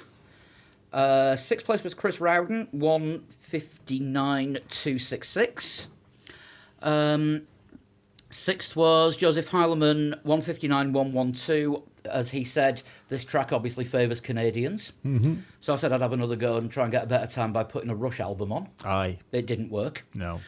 4th place, just missing out on the top 3, was Luke Nipper, 158.928. And he just missed out on the top 3 by 3,000th of a second. Motherfucker. In 3rd place, James Penny, 158.925. 2nd was Pete Bull, 158.027. Wow. And Is it Hef Barp? it's Jeff Sharp wins again with But- 157.871. However, Jeff sent us a message Last week, was last it? week to say if he wins this week's, give his prize to somebody else randomly, not one of us. Yeah. I've got a random number generator set up on this spreadsheet. Yeah. What do I do? Lee, what you do is you hit the enter button. Yeah, I'm hitting the out button. Go on, hit the enter button. And the number that it's come out with is 23rd. Oh, Which is one of us. which is Dan. So, Lee, So you do it hit the again. enter button again. And 31. 31 has Yay! come. Oh, God, that's. I don't believe that. That's Chris. Third time lucky, you click the enter button. What if this? If Shall this I do it this If this time? ends up being me, I'm keeping it. You didn't click it, I'll do it. 28. In 28th place, winning Jeff Sharp's £10 voucher. Congratulations, Frank Poe. Frank Poe. Frank Poe, who I believe is in the US, so we will get the an Amazon.com voucher sent through from our friend David at Ultraflix, who Absolutely. provides all the prizes.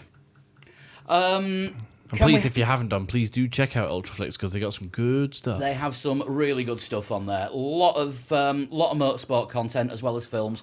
RoboCop in 4K. Is it? Yes. I'll have to have a look. Yeah, which if you give me, I know, look- I keep forgetting. That's why it's called Ultraflix. Yeah. Yeah. So, Lee, we need something for Austria. Can I give a suggestion? Because it's the Red Bull ring and we haven't done a Red Bull for a while. Yeah. No. Also, I don't think we've ever used the Force India. I don't think we've had a Toro Rosso either. Oh, we haven't had a Toro Rosso for ages. Well, do we want it dry? It's a quick lap. It's only 1 minute. It's one minute and a 10. few seconds. So you think we should have it wet to make it longer? No. That's what you're saying. Lee, No, we're not. it's entirely your call. I think we should have dry with a Force India if we haven't had one before. Dry with a Force India. So that is Dry with a Force India. We'll get that will already be up on the Facebook page by the time we. By the time you podcast hear out. us, Yeah. by the Yeah. time you hear us doing this, it is now Tuesday. It is now officially Tuesday. It's 2 minutes past Tuesday. It's time to go to bed. guys. Yes. Thanks for everything that you sent through at the mailbag. I think we've covered quite a lot of your points during the show. I'm really sorry we haven't had time to go through, but otherwise you would be here till probably Thursday listening to the podcast, and that's if you started listening on Wednesday morning. Yeah. If you listen to this for a whole in one go, well done yourself. Because it's 2 3/4 hours long. Good God, this is the biggest podcast ever. Yeah. If you listen to it all in once, pat yourself on the back. You've done really well. Yeah. Just strike the same pose that Lewis did on the main straight, holding the headrest down. Yeah, do that. Yeah. And send photos to 3legs4wheels@gmail.com. Yep. Yeah. Tweet us at 3 Legs 4 Wheels. At a total shunt, and you can also send me your job, your job resumes for Dan's job. Now he's dead. Which No. he isn't, because you can tweet him at Danbert. Just Yeah. stop. Listen, you've got to Tweet- let him go. Let him go like I've let him go. Tweet me at Flood21. And I'm at Pablo100. We've got the Facebook page as well, facebook.com/3legs4wheels. You can find us on Instagram as well. I keep forgetting to say that every week. And there's also Patreon, where you can donate anything from upwards of $1 a month. Keeps us in microphone cables, mixing desks, biscuits. There's an extra podcast. The podcast was fucking hilarious tonight. It was long and hilarious. Yeah, this is why it's gone midnight while we're recording this. Easy worth $1 of your money, and that we can also put that together to buy something for Dan's family for their loss. Lee. I'm starting to get worried now. Just stop. I'm starting to get worried what you've done to him. We will be back next week. There will be 4 of us. Or will you? Wrong show. There will be 4 of us next week. I'm not sure the 4th's going to be according to Lee, but we've got, the rest of us have got a vaguely Got good to look at the idea. resumes, haven't I? Thanks for putting up with us for the last couple of nearly 3 hours. Tell you what, if it's Carmajora that puts her in, I'll kill Dan myself. She may be a listener, Lee. You never know. You can never tell who's listening to this. But we'll be back next week. Dan, but not forgotten. Bye bye. Bye.